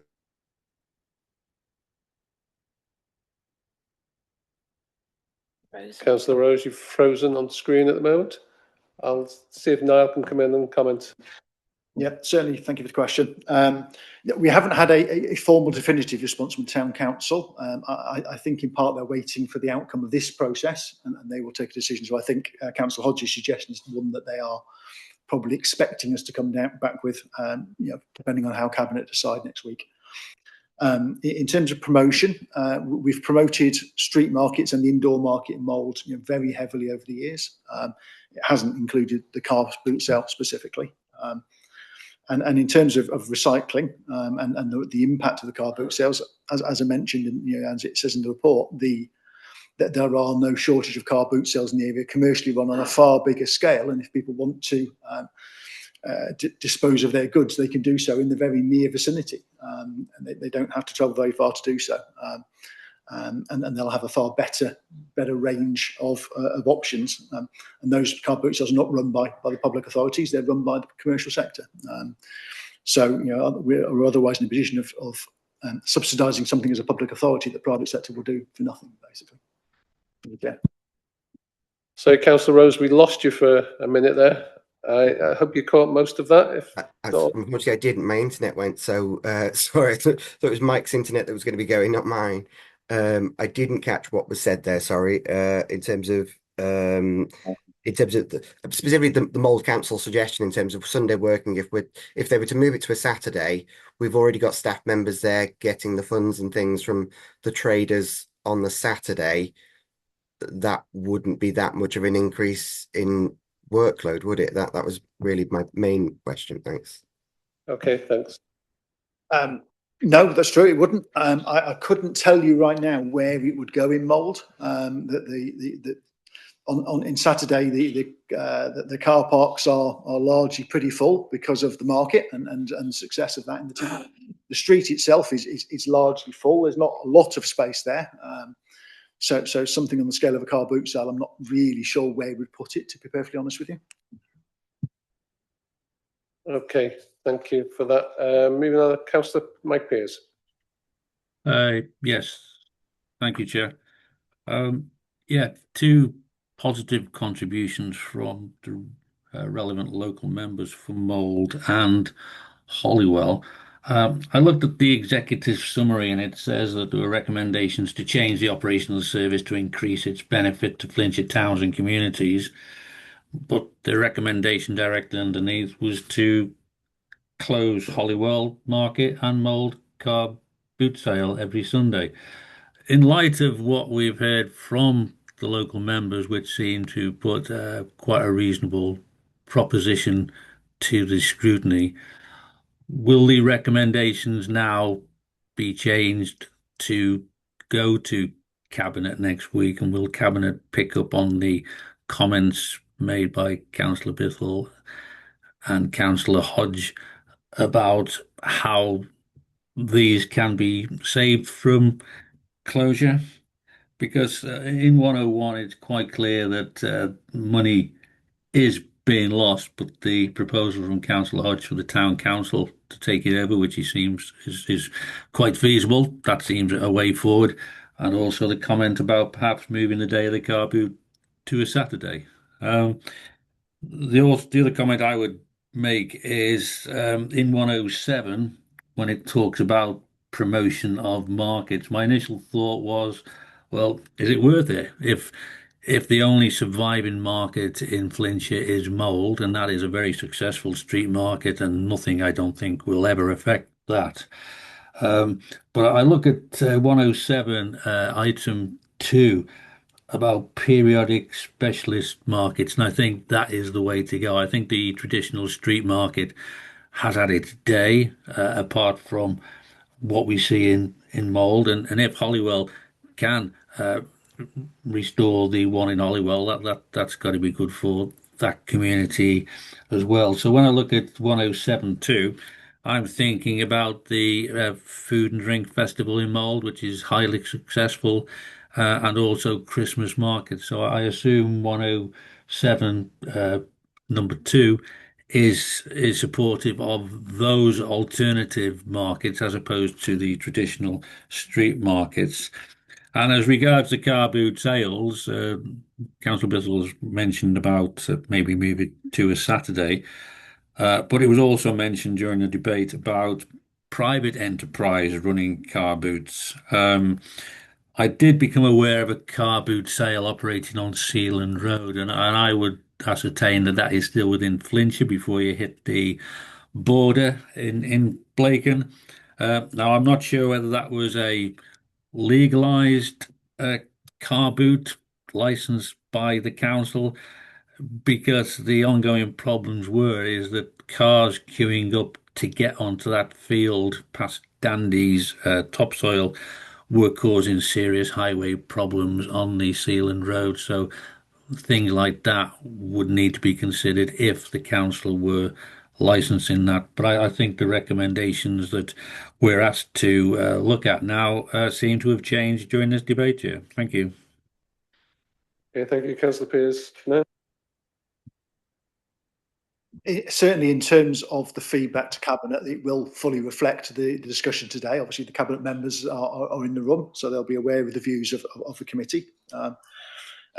I agree in terms of specialist markets. I don't think retail markets have entirely had their day. They have obviously, as the report mentions, suffered severely over the years from the competition. There are very, very few left. Fortunately, Mould is one of the best in the region, but it's not by any means something that then doesn't need safeguarding. It is, as all retail markets, facing a rearguard action against continued competition. Although it holds its own, it has reduced in size significantly over the years in terms of numbers of stores. And so there is still much more work needed to keep that market going. In terms of the Sealand Road car boot sale, it was licensed by the Markets Authority. We have to provide a license for them to operate. And I understand, Street Scene colleagues did liaise with them in terms of the traffic problems that were occurring on those days. Okay, thank you. Councillor Sean Bibby. Yeah, thanks very much, Mr. Chairman. Just a couple of things. I think, firstly, we've had financial breakdown for the costs that involved in Holywell. But the report doesn't specify. The report makes reference to there is a cost burden to the authority with the Mould car boot, but we haven't actually been given some actual figures. So I don't know whether Niall can actually provide us with, how much is the cost of bringing, I assume, that member of staff on a Sunday morning to facilitate the car boot sale in Mould. But again, I think in terms of what the figures have been provided in Holywell, the financial loss is around £6,500. I think, we've heard from members, the ward members themselves, that, there is potential for the town councils to pick this up. I think that would be the most appropriate, because I think it's very difficult to justify us as an authority paying £6,500, a year in Holywell, and whatever the equivalent cost. So I think it's come to the end of the road as how we as Flintshire dealing with this. But obviously there are avenues that maybe the town councils themselves can step in, and I think that's what Councillor Hodge has suggested and Councillor Biffle. I think that's the way forward. But the reality is, it's for what it is, we are losing thousands of pounds here. And I don't think that's really justified given the current financial situation that we're in as a local authority. And I think that the town councils themselves are going to be in position maybe to be a lot more receptive and tailor it to what the needs are within the community. So I think my stance is that I think it's come to an end with us with Flintshire, but again that maybe, and again I think Councillor Pearce has said maybe there's some way that we can conform the recommendation to Cabinet, is that there's an active engagement with the relevant town councils to see what they can do. But as I said, I think in terms of the the finances, I don't think it's justifiable.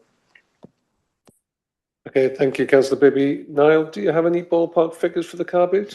I don't, unfortunately, and I realised as I was presenting the report, he didn't have those precise numbers in there. There's something we'll have to get back to, and certainly we'll make sure it's in the cabinet report.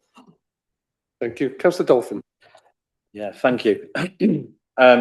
Starting with the car boot sale, my opinion is like Niall's. I've no idea why the county council is running a car boot sale on a Sunday in one town.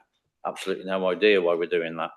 And if it was the idea, if it was to move to a Saturday, is there room in a car park, in a council-owned car park for this car boot sale? So I don't feel that the council should be running a car boot sale, and that should go ahead as for a closure. Holywell Town Market. Now I have to declare I do live near Holywell, and Councillor Hodges, I'm in support of Councillor Hodges' proposal, albeit at a very late date from the councillor, because Holywell Town Council have known about this possibility for months and months and months, and haven't acted or offered to do anything that I know of to save the market. They've left it to the council.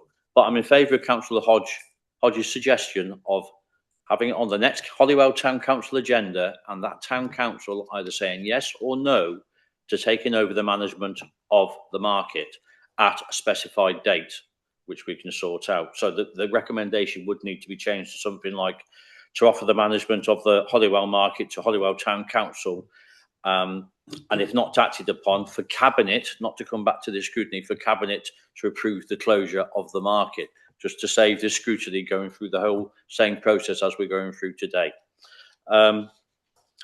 If we go back some time, I've got a picture in today, a bit bigger than Councillor Biffle's phone, I hope you can see it. But this is Holywell Town Market, how it used to be, probably in the 80s, and it was painted in a watercolour painted by Brenda Bruce, who is now 103 actually, and has moved away, but still going strong. Midland Bank's here. Now, if you know Holywell, this is Market Square in the High Street. The Midland Bank, that's gone. The building's still there, and the county council is going to save it, or is saving it. It used to be the HSBC, and it opened as a bank. It opened as a pub in the 1700s, so it evolved, and it closed in 2017 as a bank. Down here, unmistakable, in red, that says FW Woolworth without a doubt. No doubt about it at all. Now, we all know what happened to Woolworths. And before Woolworths, it was a house and a grocer's. So it just tells a little story of Holywell High Street. And look at it, a thriving market, how they used to be. And I worked on a thriving market in the 90s, down the Solitaire Market, not far from Holywell. That's gone. There's not much there now. It's not like it used to be. So times have moved on. We've got out-of-town shopping, and we've got stores in our towns in Holywell that have replaced the market in a lot of ways. So it is sad. It's not like it used to be. Mould is amazing. I was there on Sunday, like Councillor Biffle was, and it was packed on a rainy, drizzly, miserly, cold, damp day. And the car parks were very, very busy too. We had a job parking. But it was a great market, specialised market. And maybe this is the way forward for Holywell. It's not for Holywell. It's not for Flintshire to continue having staff standing around it at market stores because they have to be there, be on hand, and for us to be not losing hundreds of thousands of pounds, but the council is losing money on running a market in Holywell. But if it can be saved by Holywell Town Council, and this is their opportunity. This is Holywell Town Council's opportunity to save the market. I believe that would be good for Holywell. And if they want to give it a go, that's great. But we just need to change the recommendation. Thank you. Thank you. Councillor Coggins-Cogan. Thank you, Chair. Unfortunately, I don't have any watercolours from the 1980s to show to committee today. The question I had was about the engagement on the Give My View mobile application. Just a sort of slight concern about the sort of demographics that use markets, and then contrasting that demographic with people who feel comfortable using consultations on mobile apps. How we captured, you know, was it seems that it would be quite self-selecting, the people that were sort of engaging in the survey, and perhaps not reflective of the people who actually go to the market. So I just wanted some reassurance on that. Let's have a look at my post-it note. Oh yeah, that doesn't matter now. So I would also move a recommendation, Chair, that we request that Cabinet defer consideration of this until they've spoken, until the two town councils have had a chance to consider it themselves and feedback. Just because I think Cabinet making a decision now on it would be premature. So that'd be my recommendation. Thank you, Chair. Okay, firstly, just on that, the Hollywood Market Survey, to give my view, I wonder about the number of respondents to that survey. And obviously we'll come back to that recommendation. Yeah, thank you, Chair. And thank you for the question. We've used Give My View for most of our consultation in the last 2 years for placemaking plans.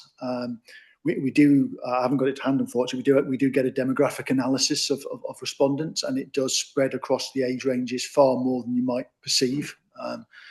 Certainly when we've looked at it from the early phases of the placemaking plans, we're very reassured actually that we were picking up a broad age spectrum, and incredibly positively really picking up the younger age spectrum as well, which in our traditional consultation methods we never ever touch. You know, it's our traditional face-to-face consultation is very much weighted towards the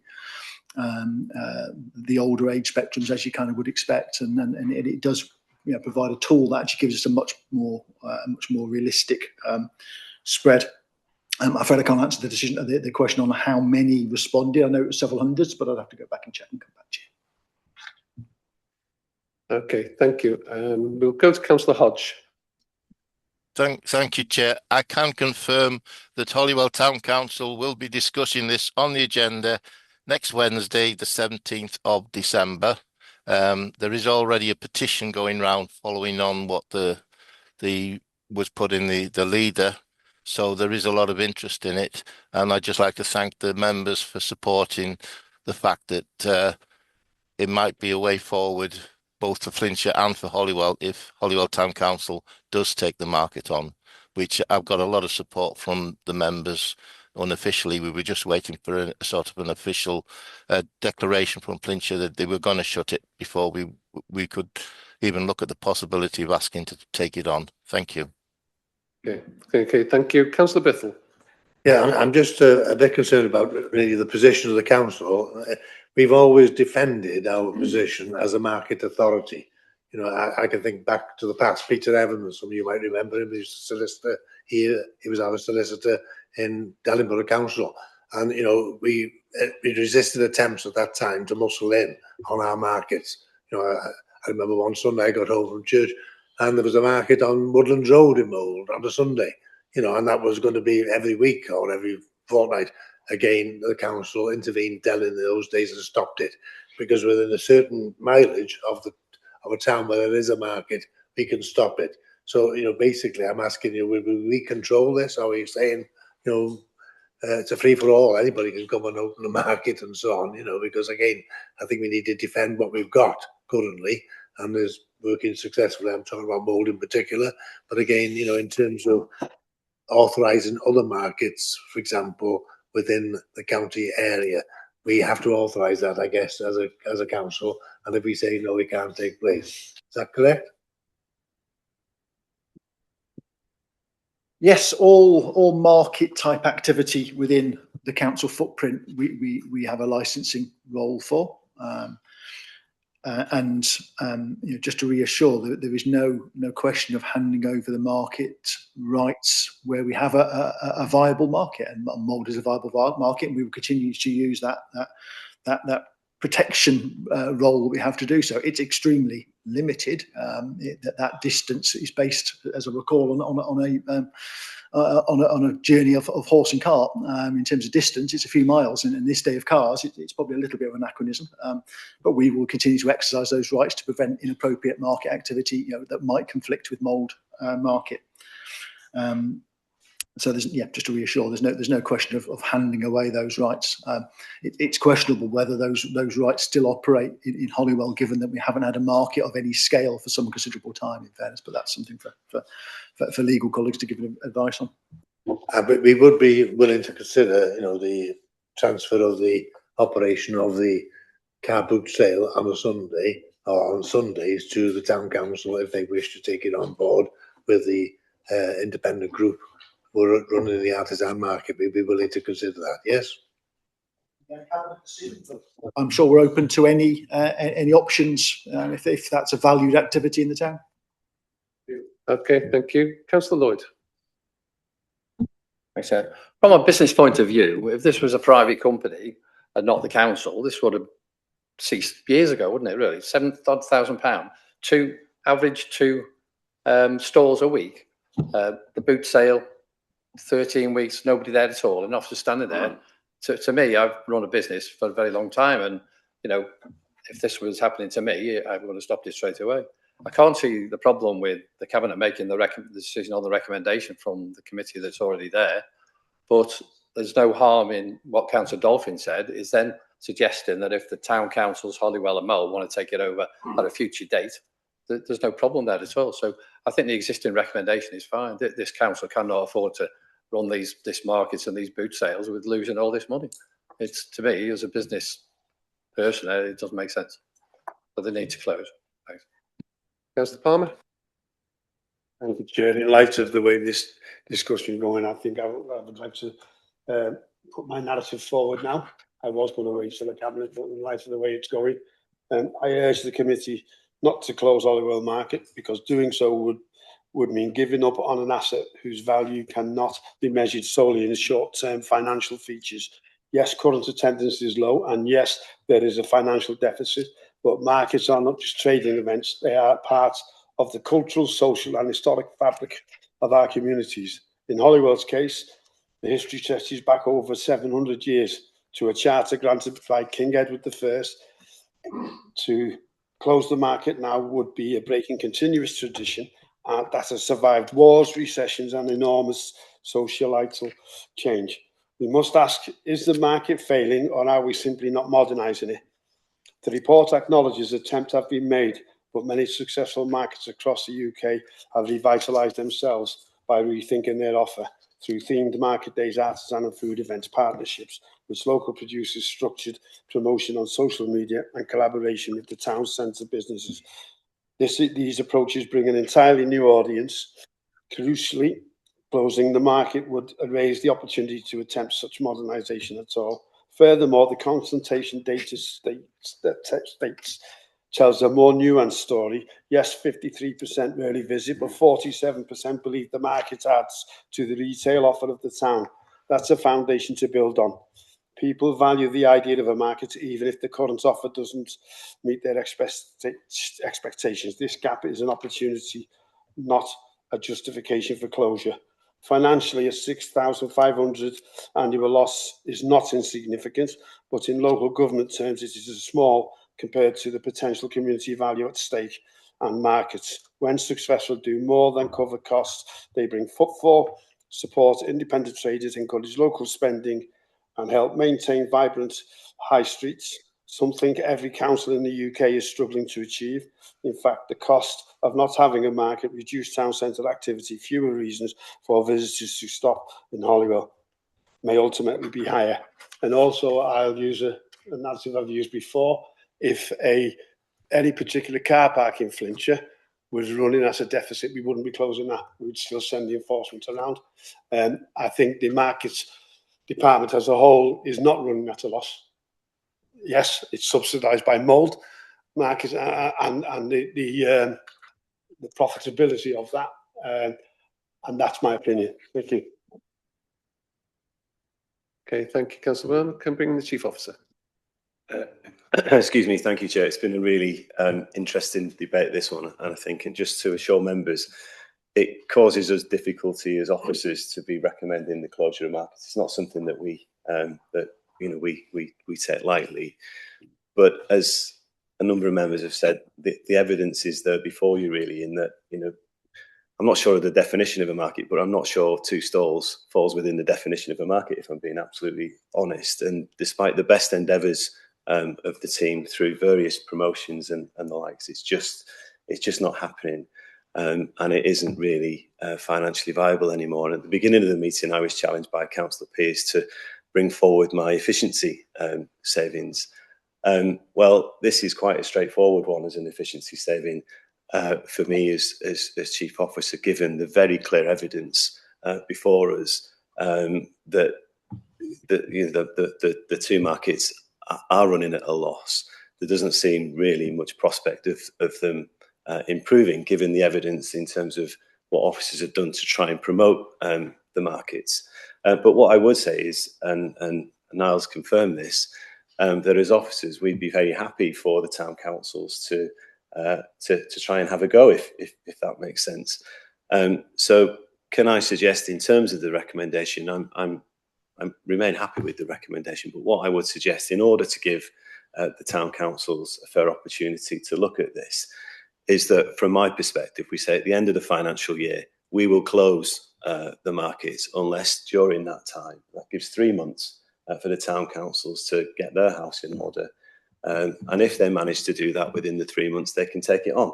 And if they don't by the end of the financial year, then we will make the savings. I'm under pressure to make the savings for the Place and Growth Department, and I think that's a reasonable compromise, if I'm being honest. So I hope that helps members with the debate. Thank you, Chair. Okay, thank you very much for that. So the recommendations are as page 77.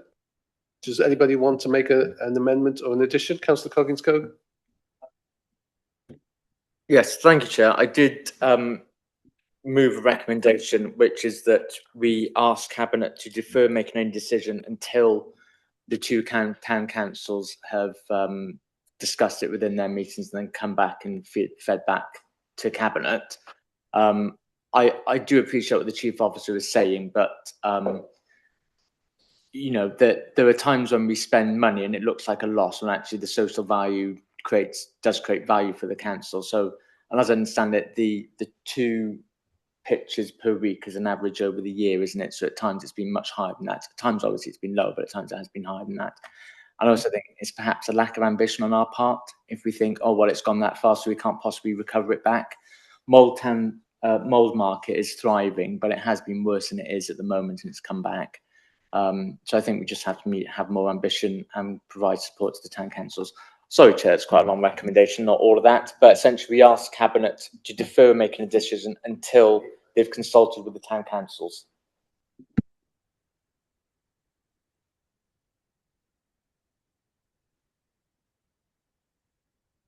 Seems no seconder for that. So unless there's any other amendments, Councillor Lloyd.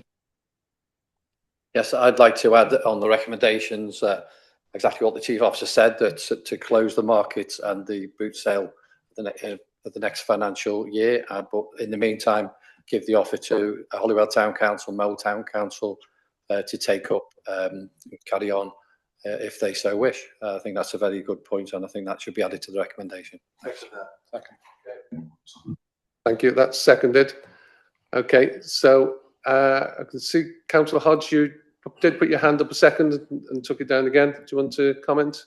I was actually going to second Councillor Coggins-Cogan's motion, but I'm quite happy with Councillor Lloyd's as well. So my hand's back down. Okay, thank you, Councillor Hodge. Councillor Rose.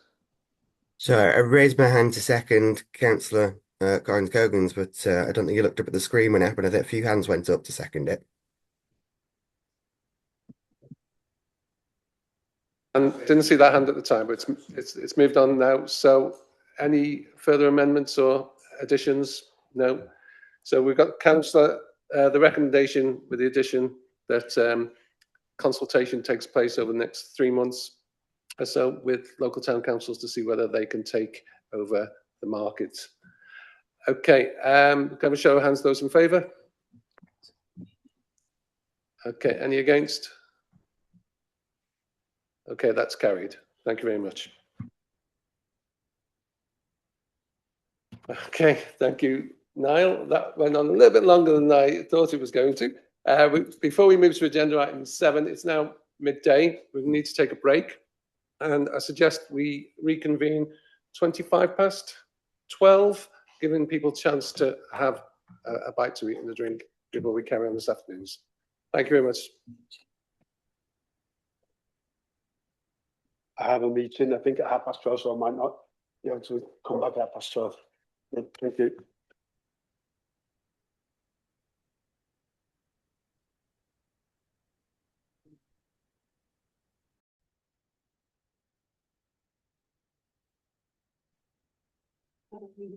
Welcome back to the Environment Scrutiny Committee. We'll now move on to agenda item 7, Flintshire and Wrexham Investment Zone, SME Manufacturing Grants. I'll hand over to Niall.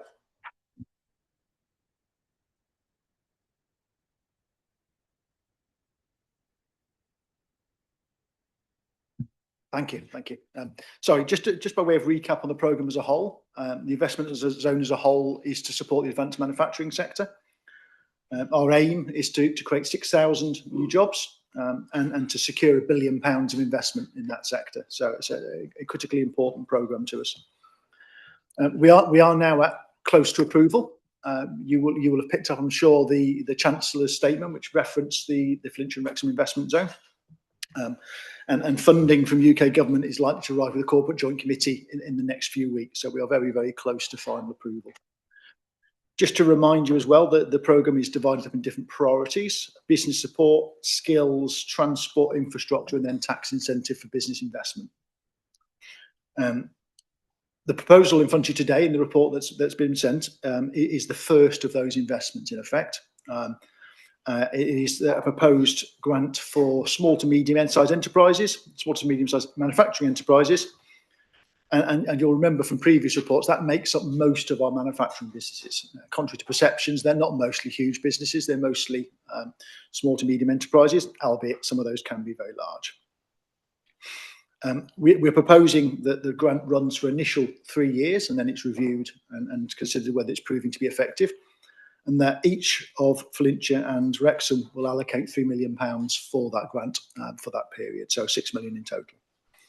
And we hope to start delivering the grant in January, and so therefore it becomes pretty much the first element of the investment zone to become public and become delivered. And I think that sends a really important message to businesses that actually the first thing that happens with the investment zone is support for the smallest of our businesses. We're proposing that the grant covers a number of items. Firstly, capital equipment, which can be prohibitively expensive for a smaller business to invest in, and to co-invest in that with them and make that an easier, more affordable purchase for them. Accreditation and certification. So that would enable them, for example, to have the right tickets in order to enter a larger business's supply chain. And also property adaptation and decarbonisation. So amendments to properties that allow them to grow and invest, but also decarbonisation to enable them to do so in a more sustainable manner. And we're proposing that the grant maximum is £100,000. So it is a small grant. It is meant for the smallest of businesses. In terms of delivering the grant, we propose that it's accessed through our business development team, our existing team. And there's a number of reasons for that.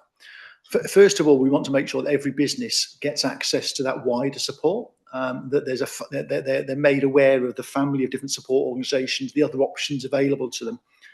And actually, there's a much more holistic conversation than just, can I have some money, basically. I think there's an opportunity there to really add value through that process. It's also an opportunity to really test with the business what their long-term plan looks like. So this isn't just a knee-jerk reaction because money is there. It's actually a thought-through plan by the business about how they're going to grow, how they're going to invest, and what role our funding, our investment could help to realise that. It also gives us the opportunity to just check that this is the right source of money for them. There are other funds out there, particularly on a repayable basis through various organisations like Development Bank for Wales. And we want to make sure that businesses have thought about those options before they come to us.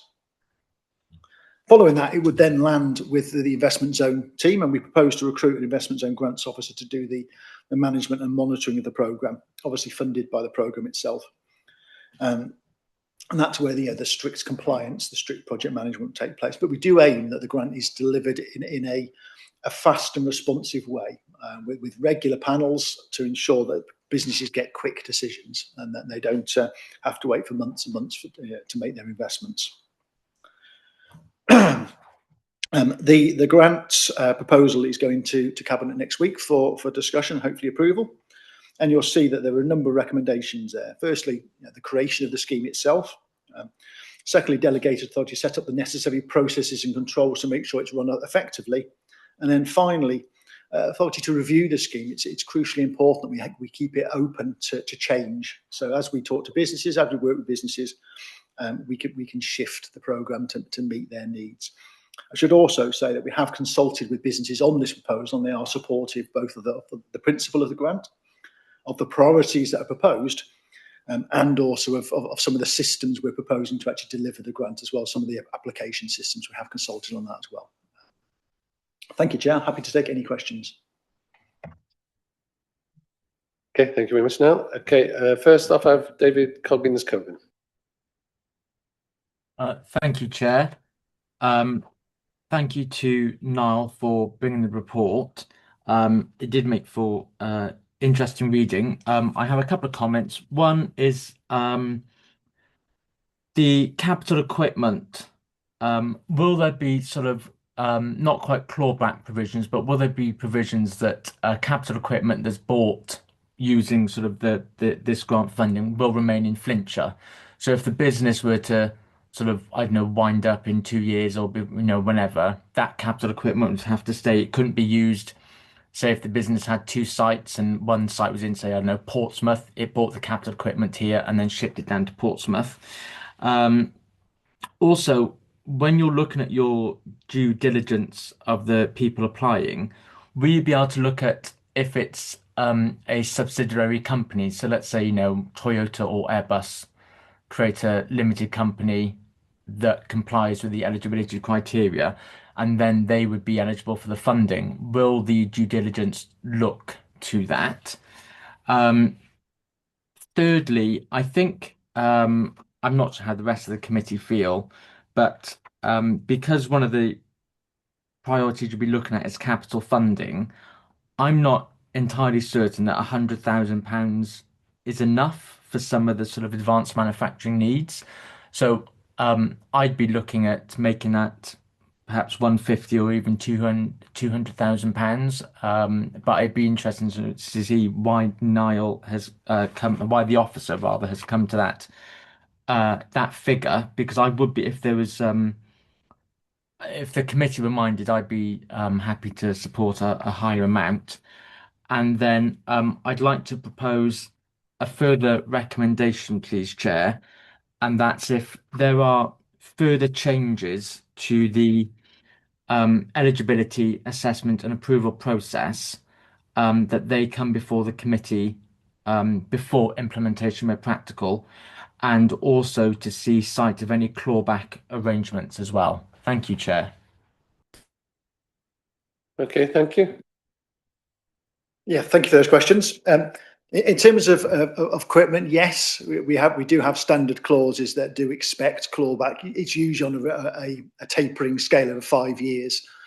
Should the equipment no longer be used for the original purpose, or as you've said, taken out of the area. Due diligence in terms of whether they're a subsidiary company is somewhat harder, because actually can be extremely complex ownership arrangements for companies, and even though they are still only a small company, they may be owned by others, and so to almost rule them out on the basis that they are a subsidiary is something we have wrestled with, and we haven't yet fully worked through exactly how we put the right amount of control there. Fundamentally, it is a very small grant, and therefore its appeal is going to be to small businesses, and which comes on to your further point. We've pitched this at under 100,000 because it is just that. It's a small grant for small businesses. You're absolutely right. There is a role for larger investments. We will be coming back in the new year, probably a little way into the new year, with a further proposal for the next grant up, which will be the over £100,000 mark. And that will be a much more, it won't be an easy out grant. It will be a much more exacting process based on business cases. Still relatively modest. It's probably only going to be under the £2 million investment level. but as you'd expect, there would be a lot more work that a business would have to do for that scale of investment. The third level above that is of course, the growth deal itself, which also makes capital investment to business. And we're wanting to make sure we don't have any duplication here as well. We're also minded, as I mentioned a moment ago, that we don't overlap with the finance giving arrangements of organisations like Development Bank for Wales. So in this process, we're working very closely alongside them. And this what we're determining really, in effect, it is a micro grant. It's been designed specifically to try and avoid causing any distortion in the market. Okay, thank you for that. Councillor Mike Pearce. Yes, thank you, Chair. I'm from a manufacturing background. I'd like to refer to page 84, section 102, about the programme has a number of broad priorities to facilitate the growth of the sector, including number 1, skills. So to that end, when we look at section 110 about businesses being considered eligible, is it possible that offering apprenticeships can be added as a criteria? Apprenticeships are very important. My life started off as an apprentice in the aircraft industry, and it served me well over the years. So I think if we can use this, not so much as a stick, but as an encouragement to bring in apprentices, I don't know whether that's possible, Niall, but I thought I'd mention it anyway. And under 110, number 2, the businesses are engaged in eligible manufacturing activity. I've looked through the report. There's nothing actually specific, but you did mention in the introduction, Niall, about advanced manufacturing. Could you actually just elaborate on what you mean by advanced manufacturing? And do you think that that will only apply to a small number of businesses? Thank you. Thank you, Councillor Pearce. Yes, you're right. Skills and apprenticeships are an absolutely critical part of the programme. What I should say is that there is a separate strand of activity within the programme, which is worth about £20 million over the lifespan of the programme for skills. It's currently being worked up with colleagues at Coleg Cambria and Wrexham University, and that will include, for example, higher level apprenticeships. It will include internships for graduates. It will include business responsive learning opportunities so that businesses can send their workforces off and learn new skill sets and keep them current with new technology. So there is a separate programme doing that. So the businesses won't need to apply into this to get that support. They'll be able to access hopefully everything they need through that route. Just in terms of eligible manufacturing, we put eligible in there because it gives us a little bit of wiggle room. We haven't yet thought of an example that isn't eligible if it's manufacturing. Fundamentally, this grant is intended for anybody who makes things. Whereas the programme as a whole is a little bit broader than that. The grant we are saying it is just manufacturing businesses, of which between us and Wrexham there are in a region of about 800. Advanced manufacturing is quite a tricky term.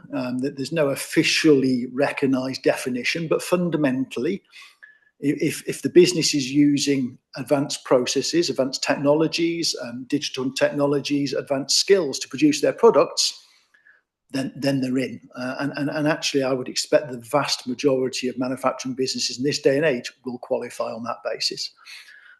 There's very few we come across who that doesn't apply to. And if they don't, then actually they're probably even more in need of support. So I would suggest this is probably a fairly universal grant, but solely for manufacturing businesses. Okay, thank you. Councillor Rose. Thanks, Chair. Thanks, Neil. Just for clarity, this funding is coming from our funds. This isn't an external grant that we're then passing on. I don't think I got that from the report to say which way around that's coming from. And then some of the other questions have already been answered. In terms of the due diligence, with this being manufacturing, do we do anything in terms of union support or making certain they've got a recognised union? I think that would be a good thing to see. And then just expanding on the eligible manufacturing, you said you didn't know, a manufacturing facility that wouldn't conform to it. But in my head, the things like weapons, obviously they're not likely to be small manufacturers, but obviously there's things like tobacco, vapes. What about wasteful products that are single use in general? Would they conform and be acceptable to this, that we expand that in Flintshire? I think for me that the ethics of that side probably needs a written element for us to see, really, to clarify what is and isn't acceptable that we want to expand. And then in flow with the union in terms of what you're saying with advanced in terms of the digital side, would this sort of allow a company to create an automated facility which would reduce the employment in Flintshire, although tick the other boxes for the grants? However, the employment side is not necessarily one of the figures being counted after the fact. They're my questions. Thanks. Yes, in terms of the whose money is it, fundamentally, everything within the programme comes from the £160 million that has been allocated to it by UK government.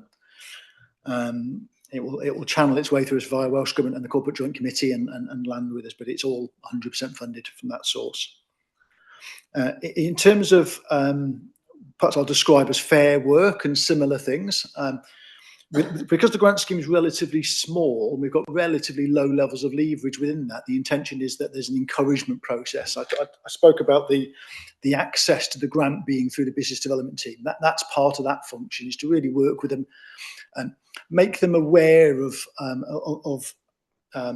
our priorities in terms of fair work, widening recruitment, obviously things like climate change. We're not necessarily proposing that it's a pass or fail for that, because again, if you're a very small business and you haven't yet gone on board with that, if you're then not able to access a £10,000 grant, that does potentially feel a little disproportionate. But it's something we want to work with them. That changes completely when you get to the bigger grants and to the tax incentives, where actually that becomes a mandatory element and a very different conversation. But the scale of these are so small that it's probably disproportionate to make that a mandatory requirement.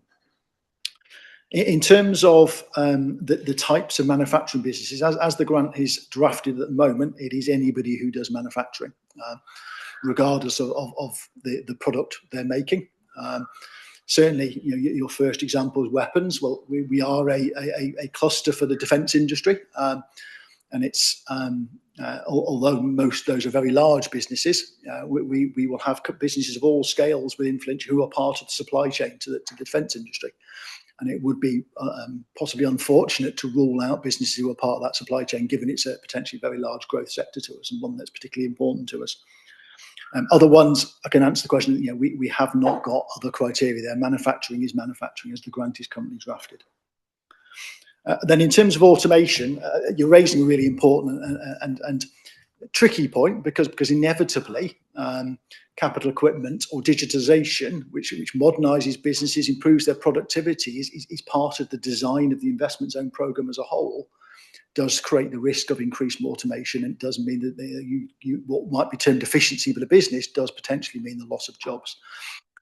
However, if that also results in growth, then what that does also result in is more jobs at a higher scale. So there's a fine balancing act there, and ultimately the net result of the programme is our target 6,000 additional jobs. Now that obviously won't work if we lose 6,000 along the way. It becomes net zero, doesn't it? So yeah, it is something we're mindful of, but it is an inevitability in the programme that the very things that the programme is intended to help businesses do does create that risk, and that's just something we have to balance and work through. Thank you, Chair. Okay, thank you. Councillor Chris Biffle. Yes, thank you, Chair. Thanks for the report, Neil. Again, this is a very useful mechanism of ensuring the success of the zone in terms of employment and business and so on. So it's very welcome indeed. I was just wanting to ask a question relating to the eligible conditions there. It mentions there that they should have been trained in for at least 12 months. And I was just wondering, why 12 months? Is that sufficient in terms of ensuring that it's it's a successful business and a viable one, sustainable one. And just a question too, in terms of 111, and mentions their businesses will also be encouraged to consider local purchasing, adopting fair work policies, and broaden their recruitment. I'm just wondering, whether any conditions can be placed on that. Are they of our making to ensure that, as far as possible, those particular jobs go to local people? Because this is the whole intention really of this, isn't it, to provide work for local people. And again, there's a tendency sometimes for firms to bring in people from outside, considerable distance sometimes, and again makes people question the usefulness really of this kind of development in those terms. So I don't know whether Niall could answer those questions, please, Chair. Thank you, Councillor Bithell. Yeah, we've chosen 12 months just because it'll give us a chance to pick the less risky ones. Obviously, 3 years is the kind of the critical time for any new business, but we don't really want to preclude startups, particularly those with good growth potential, from being part of the programme. It would be a shame to do so. So it's a balancing act between allowing everybody in, even if they've never started really trading properly, versus those that have been around a long time. So we've tried to pick a period that balances that risk with that track record. As I mentioned earlier, we will work with every business through our business development team to encourage them to offer fair work opportunities, to improve their environmental performance, to recruit more widely. It is an encouragement rather than a mandated part of the programme. Because again, we're dealing in many cases with small businesses, and for whom it will be in new territory. Local purchasing is probably one where, in many cases, it's a double-edged, two-sided element, because we have, by the nature of the businesses being small local businesses, they are more inclined to buy locally. They don't necessarily have quite such large supply chains, but equally, they will be bringing in specialist goods and services from wherever they can find them, and that may be local and maybe elsewhere. Our role there, and we work on this already, we had an event just a few weeks back with this in mind, is to try and connect businesses together. So we work very closely with them to really make them aware of what's produced locally. So businesses that might, for example, be buying it from Europe might find that it's produced on Flint Industrial Estate, and therefore they can buy it locally. And we do broker those connections day to day. Local employment, again, by the definition of the people we're working with, the businesses we're working with, they mostly do employ locally. And we tend to find where they're not doing so, it's because they've been unable to recruit locally. Generally, people are very, very keen to recruit locally, but if they've got particularly specialist skill sets, then they'll have to cast their net a bit wider. The skills programme we talked about earlier, that's so important part of the programme as a whole, that's one of the aims, is to improve that supply of the people with the right skills entering the labour market, and being available to these businesses. But again, we already do this service with them. Whereas businesses are looking to expand, to take on new people, we work very closely with them alongside Jobs Centre Plus, Careers Wales, our own Communities for Work Plus team, to help them recruit and really to make sure that they, wherever they can, recruit locally successfully, but also that they do think about candidates who they might not otherwise have thought about, and we can provide support to provide some very short, very tailored training to help those candidates get interviews successfully, because they've got some of the tickets that might be needed to get them through the door. That's something we do now anyway, and that will work alongside what the investment zone does. Can that be emphasised in terms of the conditions of the grant, that they do seek to ensure that local people are considered in the first place, at least for jobs? It's part of the encouragement process rather than the terms and conditions of the grant. Okay, thank you. Councillor Rose. Thanks for letting me come back, Chair. In terms of this, the eligible manufacturing sites, then I'm a bit concerned that this could just be anything and bring awful things to Flintshire that negatively impact people on the planet, or expand things that are already in Flintshire. With this being draft, is this possible to add that this has got to be towards ethical growth and not just any growth no matter what, or is that not a possibility? Thanks. Ultimately, that's the purpose of this process. It's a scrutiny conversation to inform the decision of cabinet. So we are we're here to hear from members on what they think the grant scheme should include. Okay, Councillor Rose, if you'd want to put forward a recommendation to be added to the recommendations. I was going to go to Councillor Coggins-Coburn as well, but I'm seeing that he's away from his screen at the moment. Councillor Lloyd first. He was here a minute ago. I don't know where he disappeared. Yeah, I know. Yeah, just a quick question, Niall. Do the business have to provide a 12-month set of accounts before they're considered eligible to qualify for the grants, out of interest? Yes. Okay, can I just check if Councillor Coggins-Coburn is available online? No, it says on screen he's away. Okay, so we will therefore just go to the recommendations on page 83 and 84. Currently 3 recommendations. Any amendments to that before Councillor Rose? Sorry, I'm just trying to find a word and amendment that fits. If we add, did I get that reading suggested? Because obviously the ethical policy that comes forward, I'd like to come back to this committee. So delegating authority without those elements coming back to us first, I don't want to agree to. So if we could remove 2 and 3 and add into 1 that the criterion processes outlined in the report will be expanded to include ethical growth as part of the process and come back to this committee. Do we have a seconder for that? Councillor Pearce? Councillor Pearce, are you seconding? Yeah, did not see my hand. Put my hand up to second that. Yeah. Okay, thank you. Right. Chief Officer. Thank you, Chair. Excuse me, just before we vote on any amendment, there's just a couple of issues really in terms of an ethical policy, and I do understand Councillor Rose's suggestion and position on that, and I'm broadly sympathetic with it. I think the difficulty is how you define that and how you assess it within any application. That's going to be quite difficult.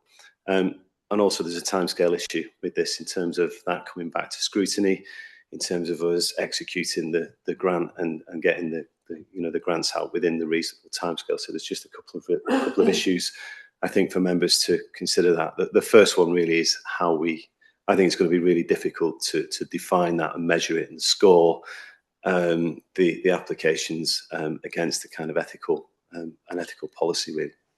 Thanks, Chair. Okay, thank you for that. So the recommendation that currently is just that we have recommendation 1. Can you give me the wording again, Councillor Rose, to add on to the bottom of recommendation 1? I didn't write it down, unfortunately. In line with the criterion process outlined in the report, in line with that criteria outlined in the report. Sorry, I didn't write it down. Okay, Margaret says. Sorry, I think what you said was, and that the criteria be expanded to ethical growth, to include ethical growth. Yeah, that sounds about right. Thanks. You had a seconder. Do we? Obviously, if this falls, then we go back to the original recommendation. So, just show of hands, those in favour of that recommendation. For those against that.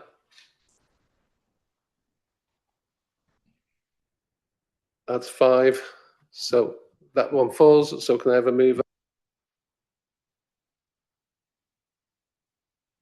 Have a show of hands for the recommendation that is on the report.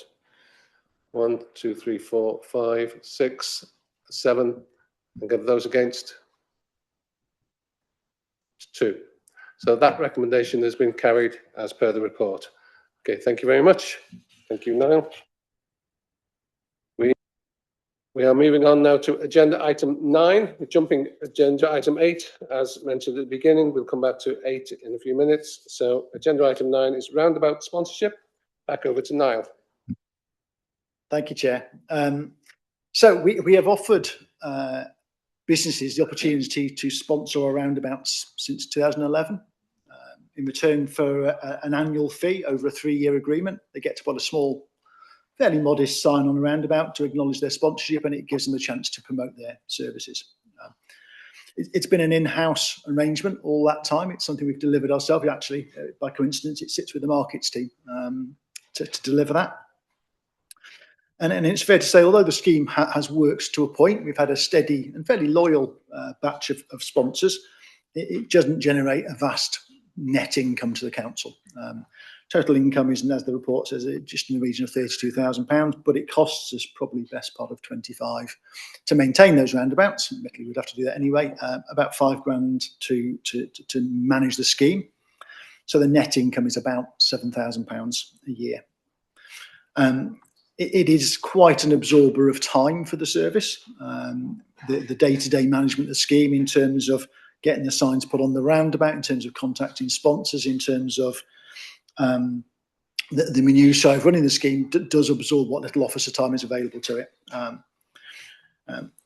We have been speaking to a company called Outdo, that was called CP Media, whose signs you undoubtedly have seen, because they are pretty much everywhere across the region. And certainly if you've been through Manchester Airport, you'll have seen CP Media or Outdo signs. They are one of the leading market players in sponsorship of public assets. And we're bringing a proposal that suggests that our roundabout sponsorship scheme is delivered through a partnership with Outdo, rather than we try and continue to deliver it ourselves, on the basis that it will generate significant extra income to the council from the same assets. You'll see in 1.06 the range of 1.06 the range of services that Outdo are proposing. I'm still on the last report, which includes all aspects of the sponsorship scheme in terms of getting signs on the roundabouts, the technical side of that, in terms of marketing, in terms of promoting the availability of the service across the region to businesses, including locally, but also more widely. And obviously they have economy of scale because they do this across the UK, whereas we are one small council. In terms of that sales marketing, which in its own right is a skill set. In terms of installing signs and roundabouts, all the traffic management and similar. In terms of customer service, in terms of management of contracts with those businesses, and then finally in terms of the actual maintenance of the roundabouts themselves. And the proposal is that for the roundabouts in scope of this, that Outdo would maintain those roundabouts in future rather than the contractor that we ourselves appoint. So it would save us that money, basically.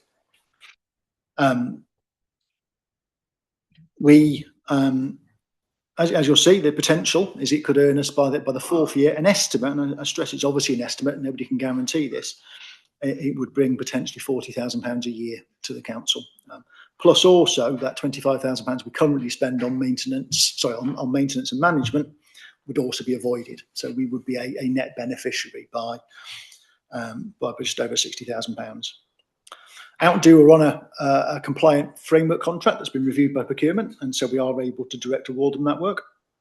And the proposal is that we do so. Alongside that proposal, we're also suggesting a roundabout sponsorship policy, very simple one, just to set out who can advertise on those roundabouts, and to make sure that nothing is on our assets that we would regret. And you'll see from the list there in the appendix, there are some very obvious ones there that we really wouldn't want to see advertised on our roundabouts. So we're also proposing that's considered by yourselves as well. This is due to go to Cabinet next week, and the aim is this starts in April. The current roundabout management contract ends in March, so there'd be a nice, neat transfer from one arrangement to the other. You'll see there are two recommendations. One is to agree that the roundabout sponsorship is handed to Outdo through the appropriate contracting arrangements, and that secondly that you consider and review the policy itself and make sure you're comfortable with that. Thank you, Chair. Happy to take any questions. Okay, thank you. Now, first off, I have Councillor Wakeham. Thank you, Chair. Just two questions. The signage that is currently on the roundabouts won't change. We're not going to end up with billboards. That's something I'm kind of worried about. That we won't end up with a very large sign. And secondly, it's kind of strange that Sarah's gone, but the roundabouts in my ward are quite heavily looked after by the biodiversity project. Will they tie in with that? I don't want accidentally, one day in the middle of July, all of a sudden all the wildflowers have gone, and I've got like 50 screaming kids banging on my door, screaming, "Why are all the roundabouts cleared?" So just assurances for that, really. Yeah, they're really good questions. The signage, we hope they can come up with something slightly more attractive than the version we have currently, but it is a inherently extremely sensitive location for signage, so they will be very, very constrained by what they can put there. It certainly can't increase significantly in size because of where it is. Roundabouts are inherently hazardous locations, and so there's although they are widely sponsored across the UK, you'll see wherever you see it, the signs are always very modest, and so that will always be the case. Biodiversity, we've already extensively discussed with them, and the intention is that forms part of the sponsorship package. What the sponsor gets is a biodiverse roundabout, and if it looks a little bit more natural than perhaps a manicured lawn, then that's what they're buying into, and they can pick or choose on that. But yes, the intention is that this continues that push for green roundabouts in Flintshire. Okay, thank you. Councillor Pearce. All right, thank you, Chair. I'm looking at page 104, section 111, where we have the table in front of us. It says that Outdo has estimated the revenue to the council as shown below. Has the council actually audited that to see whether it's a viable figure, or is it just something that's been created for the purpose of moving this forward? I'm not being cynical, I'm just sort of asking the question as to where are we? What do the council think of those figures? Are they accurate? Do they need reworking? And just so that I'm reading it right, we've got total revenue in year one of 20,000, and the table and the line underneath is the 60% of what I assume is the income. The actual revenue there is the income. So the council will take 12,000. So that means that Outdo will retain 8,000. And also the management cost no longer paid by the council is 25,000. So the 25 and 12, is that a sort of net gain of 37,000 in year one, increasing as we go along? Thank you, Chair. In terms of that latter point, before I forget the numbers, it's a net gain of 30,000, because at the moment we gain, we have a net income of 7,000. If you remember from the top of the report, we make 32,000 a year. We spend 25, and so we have a £7,000 net income basically. So what's proposed here in year one would be a £12,000 income, which replaces the 7 plus the £25,000 saving. So my mental arithmetic fails at that point, but yeah, £30,000 net improvement on our budget basically in year one, growing thereafter. It's very, very difficult for us to audit the figures fundamentally, because we know how we've run it, we know what we've got out of it, and that's been fairly stable over our time, hasn't changed. But we are not the marketing monster that Outdo are. We don't have that scale of marketing presence. They are running these schemes across the entirety of the UK, so including the major airports, and they are confident they can achieve those figures, with the obvious proviso that if the global economy or the UK economy changes radically, then all bets are off in that situation. But fundamentally, we have challenged on it, and they have stood by their figures. And reviewing the figures and the calculations, they seem reasonable. But we can obviously never guarantee that. It's dependent on so many other factors. Okay, thank you. Councillor. Thank you, and thanks for the report. Again, this is something I think which is welcome. There'll be a saving, obviously, to the council in terms of our own maintenance costs, but also an income as well, and that's to be very welcome in the present financial climate. Every penny helps in that sense, doesn't it, really? We've proposed this in the past and suggested it, and many years ago, we used to get a lot of resistance from the then highways officials. I'm glad there's been a sort of a change of view on that. They always took the view that it would distract motorists' attention, and cause dangers and accidents and so on. And we used to argue in those days, well, other authorities are doing this across the country, and it doesn't need to cause these problems. So why can't we? So I'm glad there's been a change of heart really here, and this will certainly benefit us in so many ways in terms of reduced maintenance costs and also some income. I just wanted to be associated with the remarks that have already been made by my colleague sitting on my left. Again, we talked earlier about the enhancement of some of our roundabouts and the wildflowers on the one at the King Street in Mould. I'd hate that to be obscured by some massive placard, as it were. And there are some there already quite distinct and quite small, not intrusive. And again, I've no problem with that. But there are also some, where you can't actually put anything on there. For example, the Tesco roundabout in Mould, I've always, it looks ugly. It's just sort of gravel on it, But again, we've talked in the past about putting tubs, some plants on it, very difficult to maintain. People getting on and off there is an accident waiting to happen. But also, of course, there's a hump in the road there. And again, in terms of the vision of motorists and accessing and getting onto that roundabout is also affected by the topography there. So again, I guess all these matters will be taken into due consideration before any of this is allowed. Yes. And if that's the case, I'm very happy with this going forward, really, and welcome it. Thank you. Yes, you'll see from the report there are a number of roundabouts in Flintshire that aren't included in the sponsorship policy. A small number, including the Tesco's one, because it's not looking particularly feasible for them to be to receive advertising because of their layout or their format. In some cases, because there are technical constraints, which makes them ones that we prefer to maintain ourselves. And of course, you'll be aware there's a batch of roundabouts in the county that aren't in our control. They're with the Trunk Road Agency, and therefore we don't maintain those.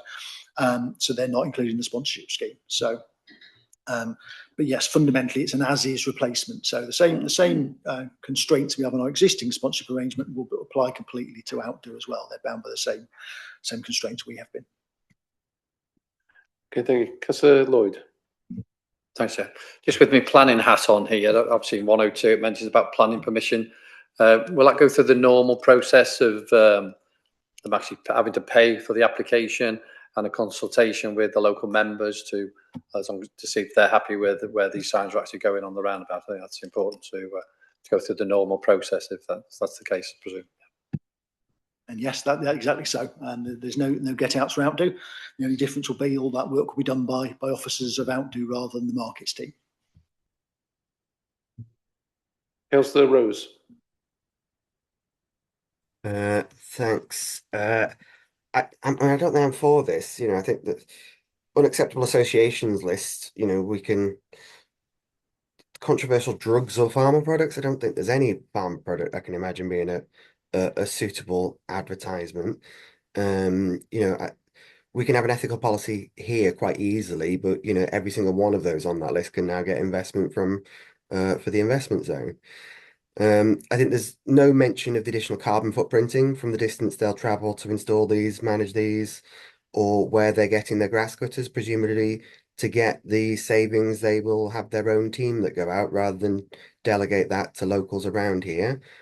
So in terms of that management side, the skill set, as has already been mentioned, is a concern in terms of their investment in that, because obviously the Section 6 duty won't apply to those, will they? Because they'll be an outside body leasing the roundabouts from us.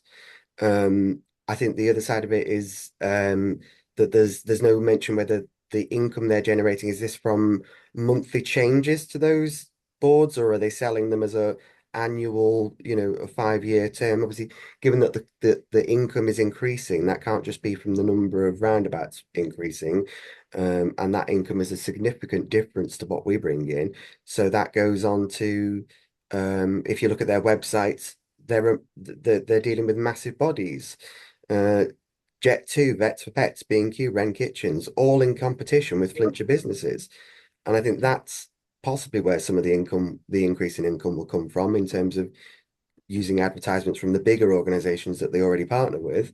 But for me, the way I read this is there's a case for investment internally for ourselves to have someone that you're saying there's a skill set missing to manage these and expand these, then clearly there's income available to be generated to cover that. And I think that's probably what I would be looking at in terms of going forward, having a staff member suitable to do this as part of your team.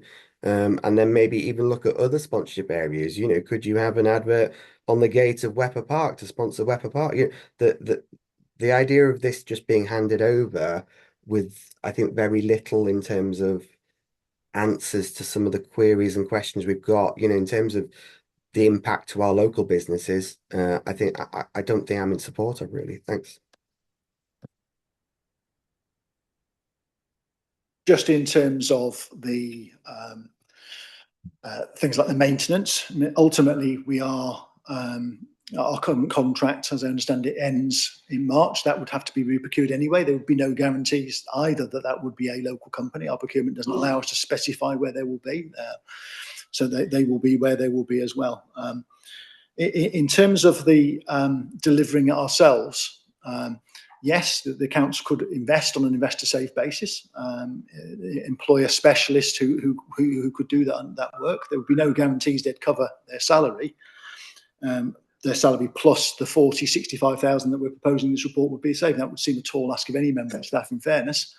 And they wouldn't have the infrastructure of a large professional marketing company. It would be a lone individual in the county council, in effect trying to compete with those bigger, a specialist marketing company. And my feeling, and it is a feeling, is that I don't see that would be very likely to recover their own salary, let alone achieve that other 65,000 that we're hoping to achieve here.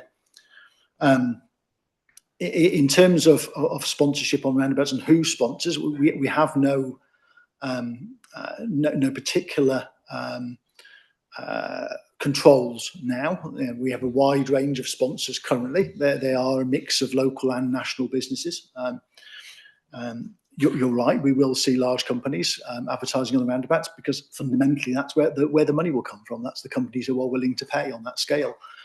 We've had this opportunity for 14 years for local businesses, and they haven't chosen to advertise. So on that basis, I don't believe that this arrangement will suddenly displace a lot of businesses who'd hope to sponsor on our roundabouts. They haven't come forward in 14 years. They've had every opportunity. I think it's we're proposing this as a commercial alternative. Okay, thank you. I have no more speakers, so I move to the recommendations on page 101. Members consider and support the proposal to outsource the management of the roundabout sponsorship scheme to Outdo, and the members review and support the draft roundabout sponsorship policy. Can I have a mover? Moved. Seconded. Seconded. Can I have a show of hands? Those in favour? Those against? That's carried. Thank you very much, and thank you, Niall.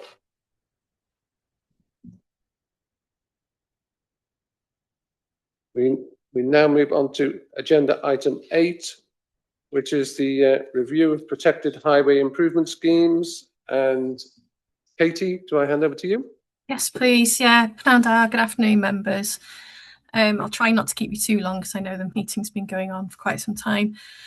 So this report was last brought forward in 2015, 2016. And the reason it was brought forward at that stage is because at the time, Flintshire and North Wales were reviewing what we called the North Wales Joint Local Transport Plan, which expired in 2020. So we're bringing it again to you because we've recently adopted the Regional Transport Plan for North Wales. So that was obviously adopted on the 28th of October by the 6 North Wales authorities through the Corporate Joint Committee for North Wales, the CJC. So it's quite timely that we do review the protected highway schemes on that list. There are only actually 3 left on the list, and they're listed in the local development plan as safeguarded schemes. So we've outlined within the report where those schemes are.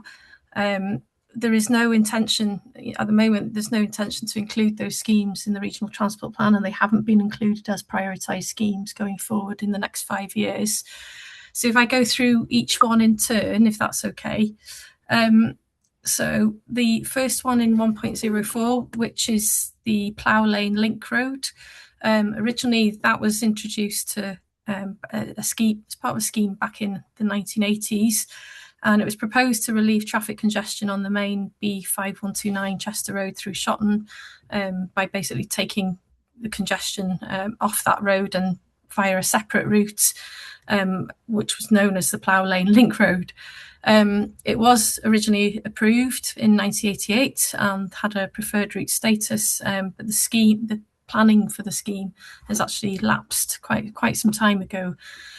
Then back in, I think it was 2021, Welsh Government confirmed that the previous plans for what they were proposing around the Flintshire corridor improvements on the A55, 494 and 548 are no longer being progressed following the recommendations of the Roads Review Panel. They are in the process of commissioning a new study or piece of work around resilience and road safety along that section of the A55 and 494, but the A548 and the B5129 are not included within that piece of work, and it hasn't been identified as a strategic route for transport improvements within the newly adopted regional transport plan, as I mentioned earlier. So we last took a report, as I mentioned earlier, to Cabinet in March 2016, and at that time the Plough Lane Link Road was actually retained as a potential highway scheme in the future. And at the time there was a company of consultants called ACOM who were undertaking a study as part, I think it was in the lead up to the Roads Review, which was known as the D-Side Corridor Study. That review basically concluded that the route should still be protected at that time because it was going to be potentially looked to be used as a highway improvement scheme in the area for a dedicated cycleway. That didn't happen, so that scheme was redundant. It is still included, as I mentioned, on the local development plan as a safeguarded road scheme, but it's not included in the newly adopted regional transport plan, and it's not basically no longer required as a highway scheme. It's unlikely to ever be delivered. So I've proposed that we actually remove that from being a highway protected scheme. The reason for doing that, it is holding up a number of developments. It's causing issues for people who want to take out long-term leases on properties or businesses as a business let. So there's at this stage, Flintshire has got no aspiration to actually take that scheme forward. So it makes sense to remove it from the safeguarded schemes. So I've noticed within the report that although this scheme is not going to be brought forward, it'll still be included within the LDP until a formal review takes place, which I'm advised will take place in the next 2 years. At that point, it'd be possible to update the LDP and remove it from the proposals map. So that's what we're proposing at this stage. The next two schemes in 1.05 and 1.06, the first is the A548 Greenfield to Fynongroew improvement. I've suggested that we retain those two schemes. This was the reason for retaining this scheme. It was originally part of our plans to hope that Welsh Government would trunk the A548, and we still have aspirations for trunking particularly the Flintshire Bridge on the A548 from Connors Quay to Mostyn.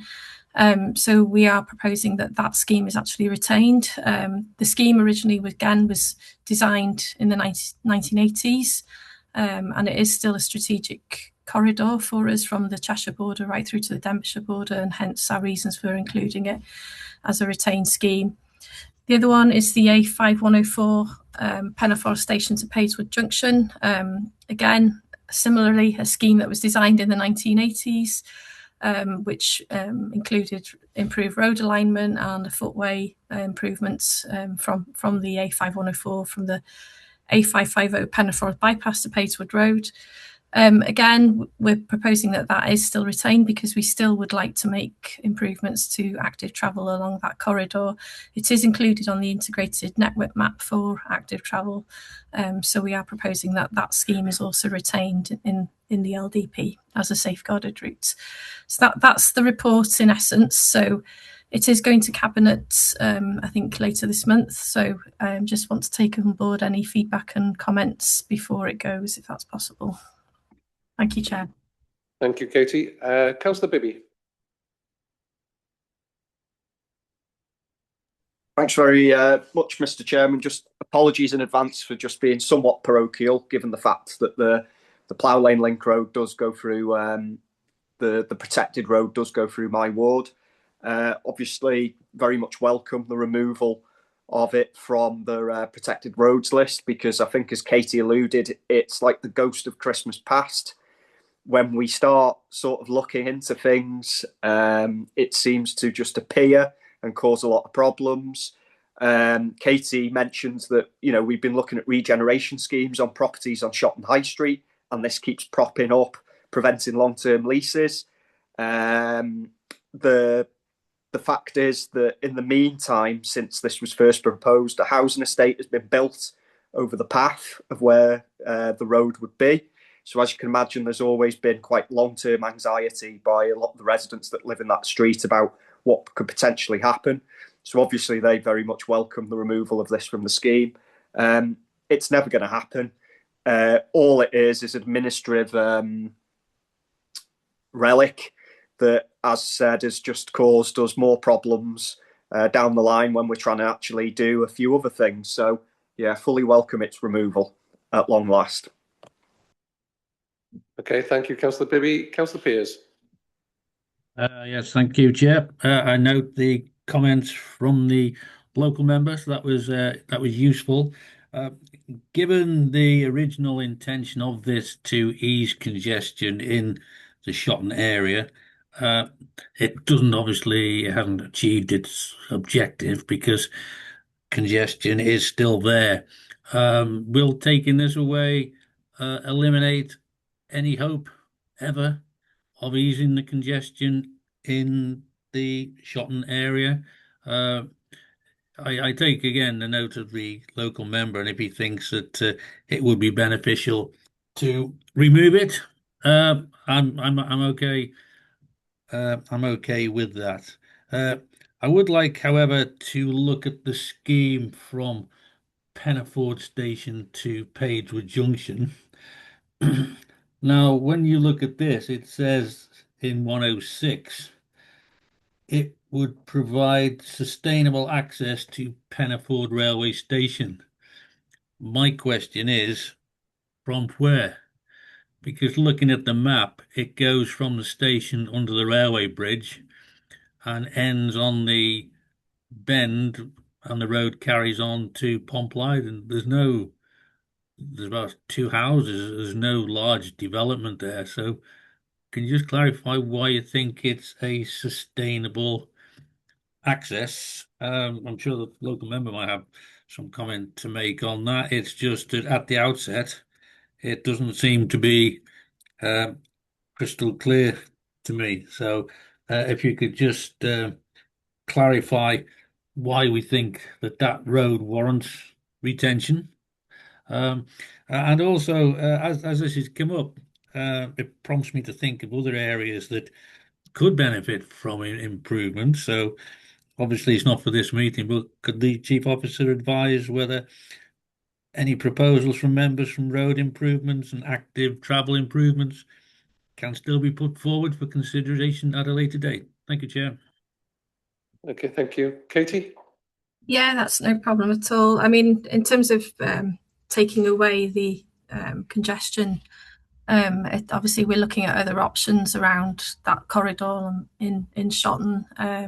You know, we've got some improvements proposed through the Shotton High Street scheme going forward, which, albeit they're around public transport and integrated transport, but we are looking at, you know, the signalisation. We're looking at removing right-hand turns to try and see whether we can improve the flow of traffic through that corridor. So that, you know, although there's no single solution, and building a new road is not going to ease the congestion, unfortunately. Unfortunately, Welsh Government's stance on road building has changed in Wales. So, you know, they prefer more sustainable transport options first. So the first will be walking and cycling, then public transport, and then road building, unfortunately, is at the bottom of that pyramid when it comes to the hierarchy of transport. So it's unlikely that we're ever likely to see, you know, in our lifetime, a new road being built, unfortunately. In terms of new road schemes, yes, there's always, you know, and sort of not road schemes, but highway schemes. there is the potential to include them in the future. Unfortunately, we've just adopted the North Wales Regional Transport Plan, which will last until 2030. So unless the scheme is on the list in terms of the prioritised schemes for that regional transport plan in the next 5 years, it won't be included. I'm happy to share offline the links to the regional transport delivery plan, which details all of the schemes that are included over the next 5 years. Your next opportunity then, if your scheme isn't included, would be the next reiteration of that plan. In terms of the specifics around the scheme for Penneforth, I can ask officers to make contact with you separately to discuss details of what that scheme entailed originally. Unfortunately, I haven't got those details to hand as part of this report. It's purely, looking at active travel improvements along that corridor. That doesn't mean to say that the whole road would have those, but it's seeing where it's feasible, where we can make changes to footways, realign the roads and so on. That's what the scheme entailed originally, is my understanding. I hope that helps to answer some of your questions. Thank you, Katie. Councillor Wakeland. Yeah, just to sort of reiterate what Katie said, that that road is dark, dangerous, narrow. The roadways are collapsing on many sides.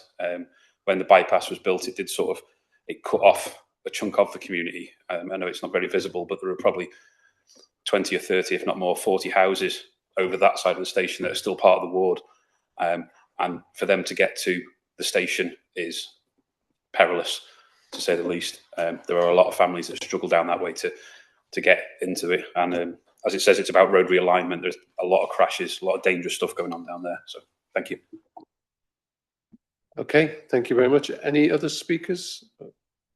Nobody indicating. Okay, I'll move to recommendations on the bottom of page 89.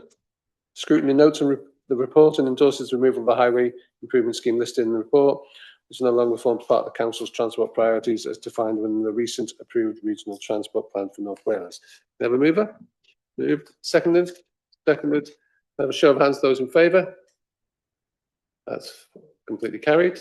Thank you very much. We move on to the last item today, agenda item 10, garden waste collection change review.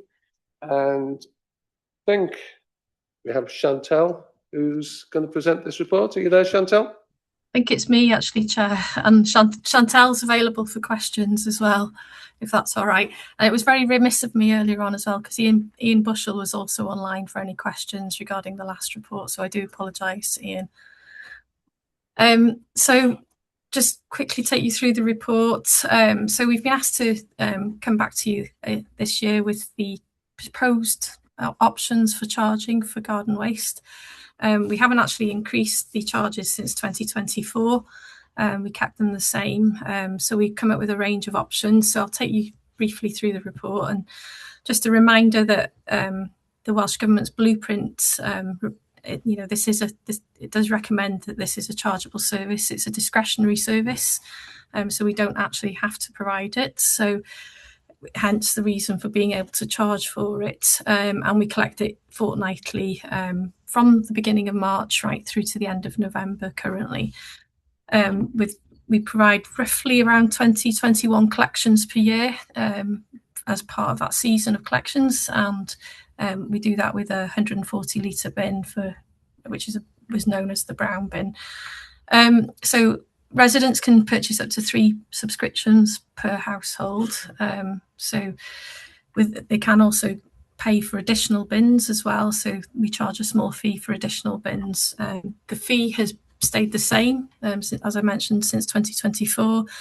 And we currently charge £35 for all online payments. Then we had what we called an early bird discount. So we allowed £35 for all payments made on or before the 1st of March. And then thereafter, it was £38 for any payments made after the 1st of March or any payments that weren't online, basically. So when we first introduced the charges back in 2018, it was based on us receiving around 33,000 subscriptions. So the income target that's set within our revenue budget is based on us achieving 33,000. However, what we've seen over the years is the number of subscriptions from residents starting to decline. And you'll see on page 111 in 1.05 a table that shows the subscriptions over the last 4 years. Obviously, 21 and 2020 were affected by the pandemic, but we've shown you, hopefully, back from 2022, you can see that they've come down. Did see a slight increase last year, and I think, whether we can't really explain what's caused that change, but we'll go into it in a bit more detail now. But there isn't a single reason really for that reduction. It could be the cost of living crisis. People are choosing not to pay for a brown bin. People choosing to compost at home. Also, they can take green waste to the HRC sites free of charge. And I think, following Sarah Slater's report earlier on around biodiversity, a lot of people are choosing to mow their gardens less or do less within the gardens and let things grow a bit more wild than we would normally. So people are trying to do their bit for nature as well. If you go further down on bottom of page 111, there's a further table that shows the breakdown of those subscriptions, and you can see how many people have subscribed for 1 bin, 2 bins and 3 bins. And what we've seen this year, we've seen particularly people subscribing for 1 bin have reduced, but the number of people subscribing for 2 bins has actually increased, and then the number of people subscribing for 3 bins has reduced. So you can see the differences between the years there in that table. As I said, currently the number of subscriptions we have isn't sufficient to achieve the income target, so we have a shortfall of just over £78,000 forecasted for this year. We did some further analysis to identify how many households are actually subscribing online. And you can see there that's 81% of the subscriptions for 2025, which were online, which equates to the lower rate of £35. Then we did some further analysis of how many people are subscribing before the 1st of March, and you can see again 46% of subscriptions were before the 1st of March, again at the lower rate of £35. And we've got a handy little chart on page 112 which shows you the spike where people are purchasing those subscriptions at the start of the season and how it drops off through the year. We've then done some comparisons with the other North Wales authorities, so in 1.07 and 1.08, to see where we compare. Obviously, we've got a smaller bin than some of those authorities, and we're still providing a fortnightly collection. A number of those authorities provide collections for the whole 12 months. Some provide a monthly service in the winter months, and then there's some that don't provide any collection during the winter months, such as ourselves. You can see the current rates within those authorities, and I think a number of the North Wales authorities have increased their charges over recent years. We're pretty low when it compares to the other 5. Wrexham's still £35 and the same as us, but generally they're all 40, 41, 42, £45. So they've all increased their charges recently. Then when you compare, how do we compare when it's, price per litre? We are one of the highest, and that's because of the number of collections we provide for the season and obviously the capacity that we provide in that bin. We've also compared with, what does that look like for the customer, for the cost per collection? Where do we range? We're certainly not the highest, and we're not the lowest either, so we're about middle range. When it's the cost to the customer ranging between £1.67, £1.81, depending on whether the customer pays for the lower rate or the higher rates charge. One option for us, obviously, is to do the same as those other authorities and provide a monthly collection through the winter months.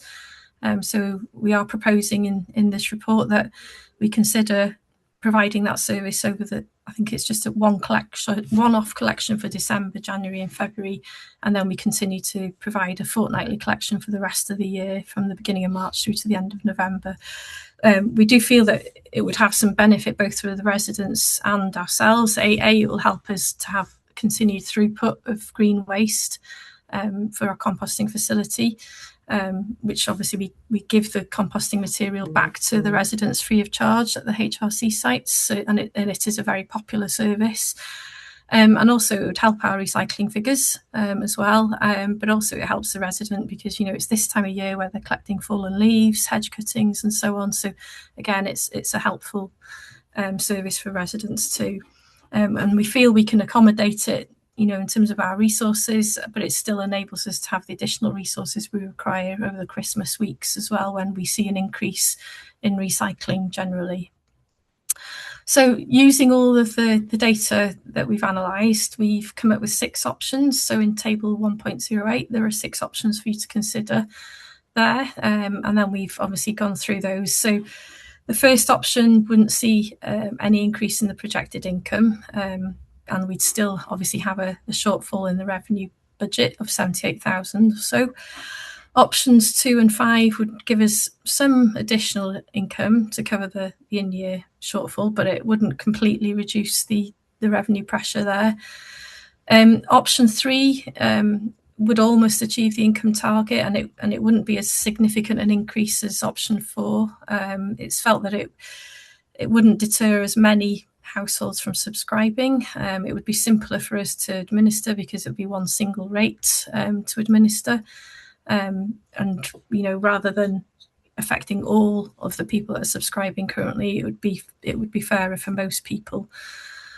Option 4, yes, if we retain the same level of subscriptions, it certainly would achieve our income targets, but it's felt that that could be potentially too high a charge to, you know, to take for some residents. It might deter people from resubscribing, and, you know, it's quite a significant increase. And if we don't achieve, obviously, the number of subscriptions, then it's going to create a further budget pressure for us. There is a mistake in the final one for option 6. In I think the last paragraph, it mentions 92k. It should say 29. So that's a typo within the report. So I do apologise, but it could risk us achieving a further deficit, unfortunately, if we did see the subscription numbers. I think we did some modelling. If the number of subscriptions went down by about 25%, it would obviously cause us another budget pressure. So we are recommending that option 3 is taken forward, mainly because it would ensure that our current in-year shortfall would be mitigated. It would also help us reduce any budget pressures for next year and achieve the income target. At the moment, the income target is remaining static for next year. There are no proposals to increase that. But this is a way of ensuring that we achieve that income target. And it is felt that option 3 is the fairest and the simplest to implement and also understand, because it's one simple rate to administer for everybody. So I'm open to questions. Thank you. Thank you, Katie. Councillor Bibby first. Yeah, thank you very much, Mr. Chairman. Yeah, I'd be supportive of what the Chief Officer has said. I have been uncomfortable in the past, and I appreciate that it was brought in to try and encourage people to use the online service. And I know that £1 isn't a huge amount, but it does feel that people who are digitally excluded, particularly a lot of pensioners, that, you know, for them to have to pay extra, I think was a bit unfair. Yeah, I think I'm supportive of bringing the 2 subscriptions in line with each other, and also with the extension of the service into those winter months. So just to echo, I'm supportive of what the Chief Officer is proposing. Okay, thank you for that, Councillor Bibby. Councillor Pearce. Right, thank you, Chair. I'm not able to support option 3. We're seem to be focusing on the income target rather than the service delivery. As you'll be aware, and as I'm aware from personal experience, the collection of the brown bins this year has been quite disruptive. There's been a lot of missed bins, and the service, to be honest, has not been to the required standard. So to actually increase the bin charges after such a poor start to the financial year and the issues that I've experienced that's been brought to me by residents, it doesn't feel right where we're increasing that by the amount shown in option 3. I do appreciate that we may need to spend some more money to perhaps try and get the service to where it should be. And option 2, increasing the subscription by a modest £1 would generate £30,000, which I think would go towards trying to improve the service that we have experienced. So I'm not really able to support option 3. And if it increases by £1 and the committee agrees with that, we can then assess the standard of collections going forward in the next financial year, and we'll reassess it. But I'm not able to support this. It's a reward for failed service in a lot of areas. I appreciate there are a lot of bins, but residents are not getting the service that they've been paying for this year. So I'm reluctant to go with option 3. Thank you, Chair. Okay, thank you for that, Councillor Pearce. Councillor Bethel. Yes, I'm happy with option 3. You know, if you look at the charges already being charged by other authorities, we're still among the lowest in the total. The 6. I think there's only one which is lower than that. So I'm quite happy with that. And again, the suggestion that this now will be extended into some of the winter months, I was very welcoming of the additional collection this week, because I just had all my hedges cut and the bins are full. So I was very pleased to see those going this week into the recycling. I would just question one issue. It's 103, and it mentions the fact that we do sell some of the compost material to commercial operators. I wasn't aware of that. I don't know whether Katie could elaborate on that. We give away free compost to users and to local people. And again, I've used that facility quite a lot myself, but I wasn't aware that it was of the quality which was acceptable to private or commercial operations. Could I just have Katie's comment on that? And if we are selling it, what does that bring in currently? Okay, Katie, can you respond to that? That's no problem. I haven't got the figures to hand unless Chantel's able to get them quickly, but if not, we'll provide them separately. Yes, the compost that we produced is accredited to what we call PAS 100 standard, which means that it can be sold as a product. So we're quite proud of that fact that you know what we take in and process, and obviously it's through an open windrow composting facility down in Greenfield. Basically the windrows are turned, and slowly over an 8-week period, what you get out at the very end is the nice fine compost that people like to use for their gardens. But it's really popular. We do have a number of horticultural organisations who have approached us in the past and are keen to purchase it as a product. So, and we're always marketing it, as widely as we possibly can to ensure we get the best rates for that. I don't know whether Chantel's able to come in and add anything further to what I've said.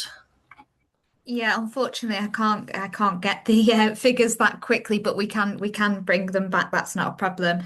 As Katie said, we do go through an audit each year as well to get that PAS 100 accreditation. So it shows, and we've had that for a number of years now, with kind of no non-conformances or anything like that. So it's a really good process down there. We give that compost back via our HRCs. That's very popular, and it's also taken and utilised by some of our schools as well. So that's something that we would encourage more people to get involved in. And as Katie said, we've got the commercial element as well. So it's a really good circular process that we run, and it's a very popular service. Obviously, we take Denbishires in as well, and process that for them. So it's a really good model. Okay, thank you for that information. Councillor Richardson. Thank you, Chair. I'm just looking at the options on, I think, page 1 114, 1.08. I'm just interested to see, we've got 6 different options there. Just interested to see why we didn't consider increasing our bin size from 140 to 240. I know there's an additional cost for buying new bins, but would that not mean that instead of coming every 2 weeks, that you could visit, that you could pick up every 4 weeks?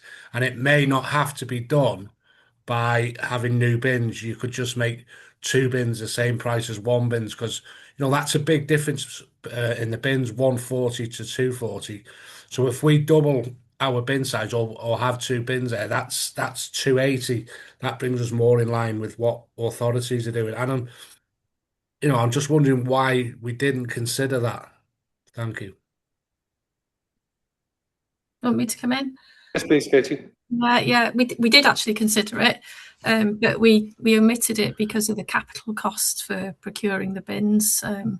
We haven't got access to the capital funding needed to procure additional bins unless we were to pass that cost on to residents, which we didn't feel was fair in this situation. But it is an option that we can consider in the future, certainly.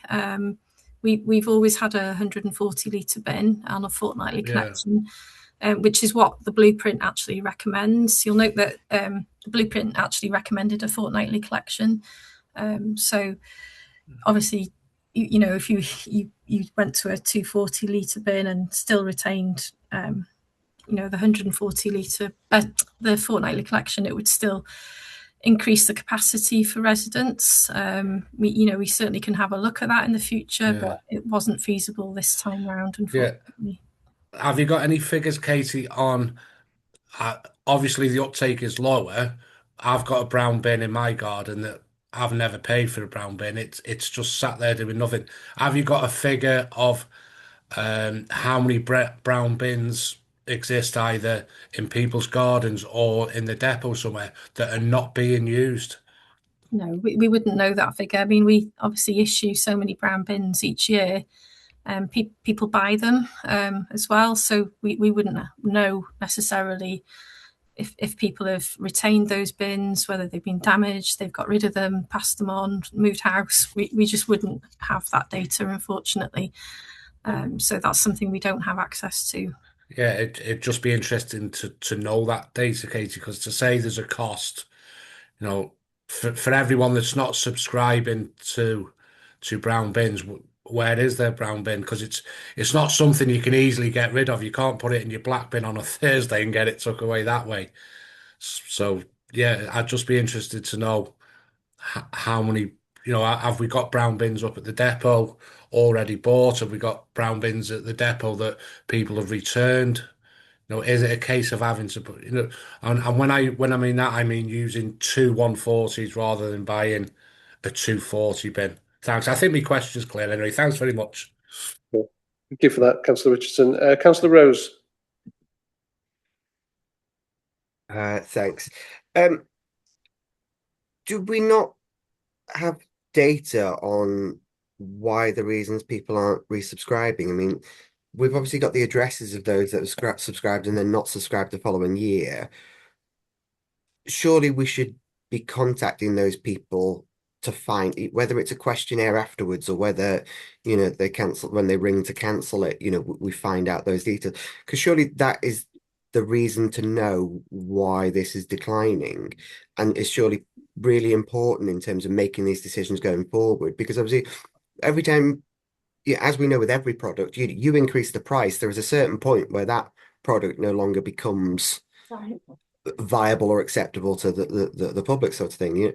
And I feel that that's gone up, and we've dropped the numbers, which has reduced the numbers of people using the service, which means you've had to up the price, and it feels like it's going in a vicious loop.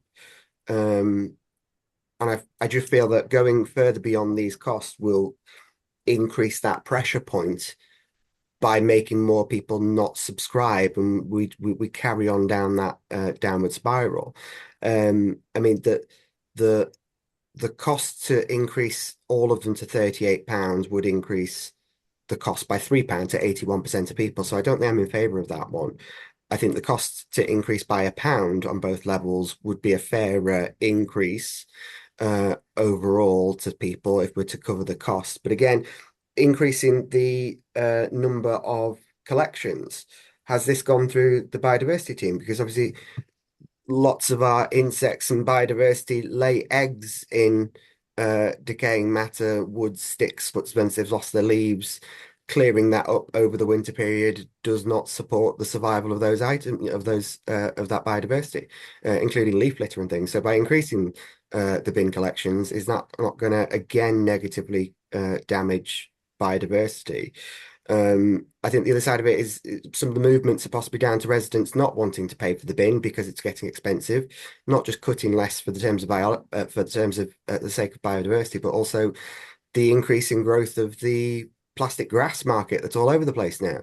The number of houses I now walk past who've put gravel over their front gardens instead of the grass, and I think that increasing these prices will have a wider negative consequence of not just hitting targets, but also negative to biodiversity overall, by encouraging people to do those things to reduce the elements in their gardens and to reduce the overall plants in their garden, really, if they don't want to cut them and trim them. So it just feels like we're moving away from a sweet spot in terms of costing and increasing the variance of negatives that aren't actually measured in these reports. And I think that's a big risk to me. I think that's a significant risk that I think is pretty important that should be included. And the only way we're going to get that is by looking at the data on why people aren't renewing and what's actually happening with the grass that they're cutting. Maybe even measuring has the tonnage changed in terms of green matter that's going to the skips in line with those downward numbers? Comparing these things, I think will give us a better idea as to why this is happening and what the best way forward is. Thanks. Okay, thank you for that, Katie. Yeah, I'll do my best. I might have to bring Chantel in on a couple of those as well. In terms of the data on in terms of residents and why they're not subscribing, we don't have that currently. We do know where they are. We would have to carry out a survey to identify why they've not resubscribed.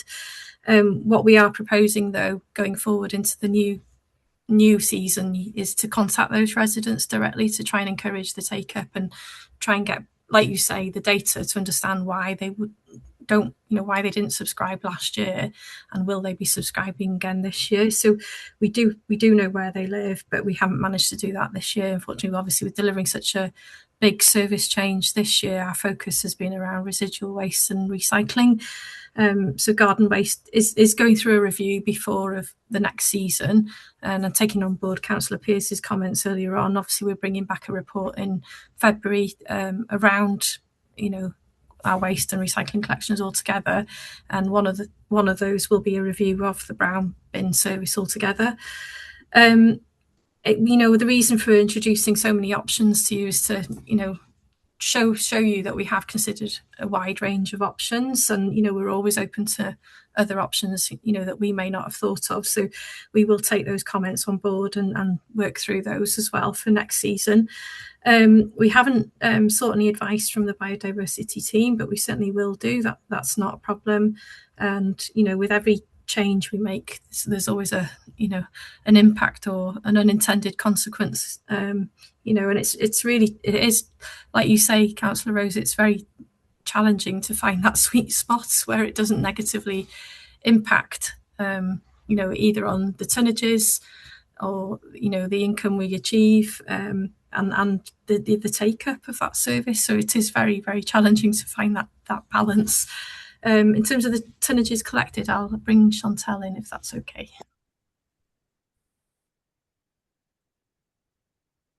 You're on mute, Chantel. Sorry, put the hand down and I didn't unmute. Yeah, thanks, Katie. Just wanted to add on to some of the points there raised by Councillor Rose.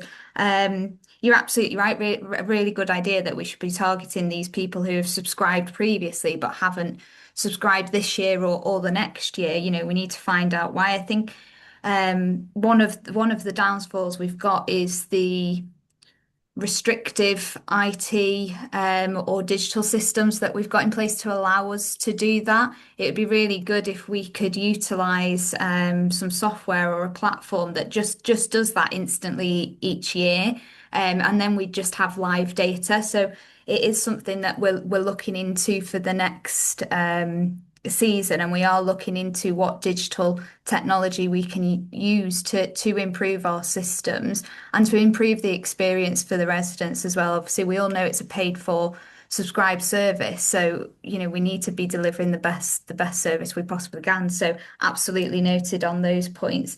In terms of the tonnage, surprisingly, we haven't seen huge drops that are reflective of the subscription drops. So in terms of curbside, so in 2023, it was around the 7,000 mark. It went up to around 8,500 in 24-25, and then it has dipped again year to date for this year. We're currently sat at around the 8,000 mark, so we've still got a few months where we could see that go up. The same with our HRCs as well. We continue to see a throughput of tonnage through the HRCs, which shows that even those who aren't subscribing to this service are utilising some sort of correct disposal, which is fantastic because it shows people are recycling it in the correct manner. So it's not reflective of the drop that we are seeing in subscriptions. It's just being utilised in different routes. So if it's not going through the curbside, it is going through our HRCs. But I think it's that really positive circular process that we promote and probably could promote more as well to our residents, and it shows our residents are using it. It would be great if we can continue that and not see any sort of drop off in tonnage, because obviously this feeds quite largely into our statutory targets and the 70% target. So this feeds into that. So it's positive that we continue to get the tonnage. Thank you.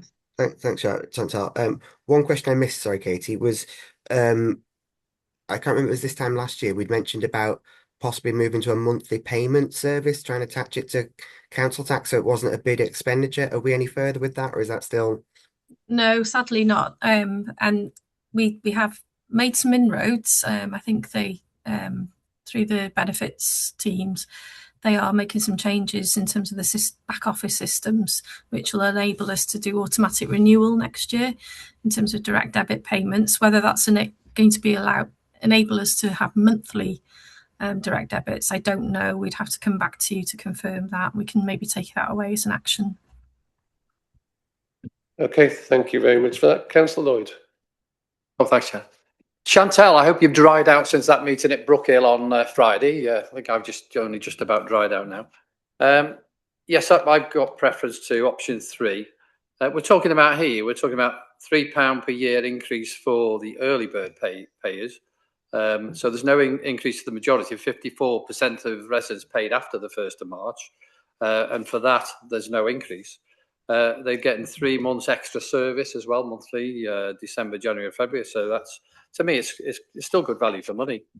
When you compare it with other areas, especially over the border in England, they're talking £50-odd more to empty the brown bin. The only thing I'd like to request is, because it has come into my view that some when they're picked up, because I did pay for one of my residents, an elderly gentleman, and online. The system in the vehicles, I think sometimes, and it did fail slightly badly, and I think every single brown bin was left unemptied, even though it was obvious people had brought them out. So really, I think more information needs to be given to the drivers and the team going out to pick them up, so that shouldn't happen again. And is there a system in the vehicles which they can register? I think there's a barcode, isn't there, on the bins? Whether that system is being used by the drivers, I don't know. I'd like some guarantee that they're looking into that properly. I think that's the reason for some of the missed collections in the past. But my view, £3 per year only to the ones that pay for early bird payers. No increase to the ones that paid after the 1st of March. So, and again, a 3 months extra service. So good value for money as far as I'm concerned. So option 3 for me. Thank you. Okay, thank you for that. Councillor Dolphin. There's a great deal I'd like to say, but I won't. But Councillor Richardson raised a good point about the brown bins. I remember when the brown bins started. Goodness knows what we did before brown bins came along. But yeah, I've got a brown bin as well, which has stood empty. Well, it's not empty. I use it. But what are we to do about all these brown bins that are around? I think he raises a good point. Perhaps we could do some work on retrieving brown bins and reusing them for what they actually should be used for. They are small, 140 litres, and there must be hundreds, if not thousands, in the county that are available and perhaps people do want to get rid of. Thank you. Okay, thank you. Councillor Banks? I'm happy for you to go to the rest of the committee members first. I'll come in after. Thank you, Chair. Councillor Richardson? Thank you, Chair. It's just a point I didn't make clear before. Out of the 6 options, the first one is no increase, the last one is reduce, and the other 4 all increase the subscription. The point I'm trying to make is, first, before we ask the residents for more money, we should be trying to work smarter without, well, when I say throwing money at it, we're asking the residents to pay more money. Surely, we haven't looked at frequency, we haven't looked at bin size. Everything's just about monetary value on the whole 6 options. I really think we should be looking at, working smarter before we ask people for more money, and that's why I won't be able to support any price increase. Thank you. Okay, thank you for that. Katie? Yeah, I've got no further comments. Thank you. Okay, Councillor Banks?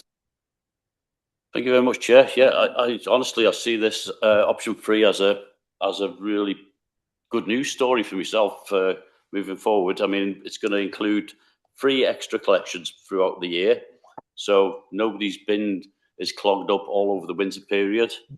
The simple fact is, this service has to wash its own face, and the figure at number 3 is the one that goes closest. If we get the same amount of collection take up as last year, it's within £7,000 of washing its own face. We don't want it to make a massive profit. We just want it to provide the service. Yes, as Councillor Pearce has pointed out, there's definitely been issues this year, and hopefully Chantal will bring a cracking report in February where we're going to iron out everything on that. So that'll be great. So yeah, it's and last point I'd like to make is the actual figures for subscriptions have increased over the last couple of years from the total figures, that is, so it's not a service that's decreasing. More people are using it. We've made some mistakes this year with collections, which we're going to iron out, and yeah, I'm happy to propose that to the committee. Thanks. Okay, thank you for that. Councillor Wakelam? Excuse me, Chair. OpenReach have arrived, so my internet's going off in just a couple of moments. So I shall leave the meeting, and just to reiterate, I was against option 3, but thank you. I'm just logging off. Okay, thank you. Thank you. Councillor Wakelam? Yeah, thank you. It's just about figures. I mean, we're going to possibly put the cost up £3 here, and then it's going to hit the press tomorrow that we're putting up things with, and they'll quote the 12,000 missed bin collections between the 3 months. But it's all about in context. If you look at the figures of the number of collections made, I mean, even on a really rough one, we're at a 99% success rate. Street Scene are doing a hell of a job. They really are. They're not out there just missing bins. In where I work, if I could get a 99% success rate, I'd sell that all day. It's not 12,000 sounds says a lot, but when you look at the number of collections in that time, it was over 1 million collections. So I don't think it's not negative at the minute. Okay, thank you for that. Online, Councillor Rose? Thanks, Chair. Very quickly, obviously, I don't support the current recommendations, but for clarity, that the additional collections, obviously, we've been told it's not gone through the biodiversity team. That could be against our Section 6 duties by encouraging that to go ahead. So that shouldn't really go to Cabinet, regardless of what finance element you support, until we've had confirmation of what possible damage that could cause by encouraging people to remove stuff over the winter. It's just a comment for that. Thanks. Okay, thank you very much for that. Got no further speakers, so can move to the recommendation on page 109. Can I have a mover? Councillor. Move option 3, please, Chair. Can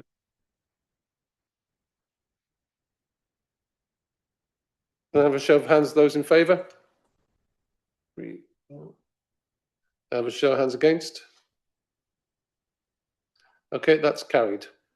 Okay, thank you very much. And that concludes the Environment Scrutiny meeting today. Thank you very much for your attendance.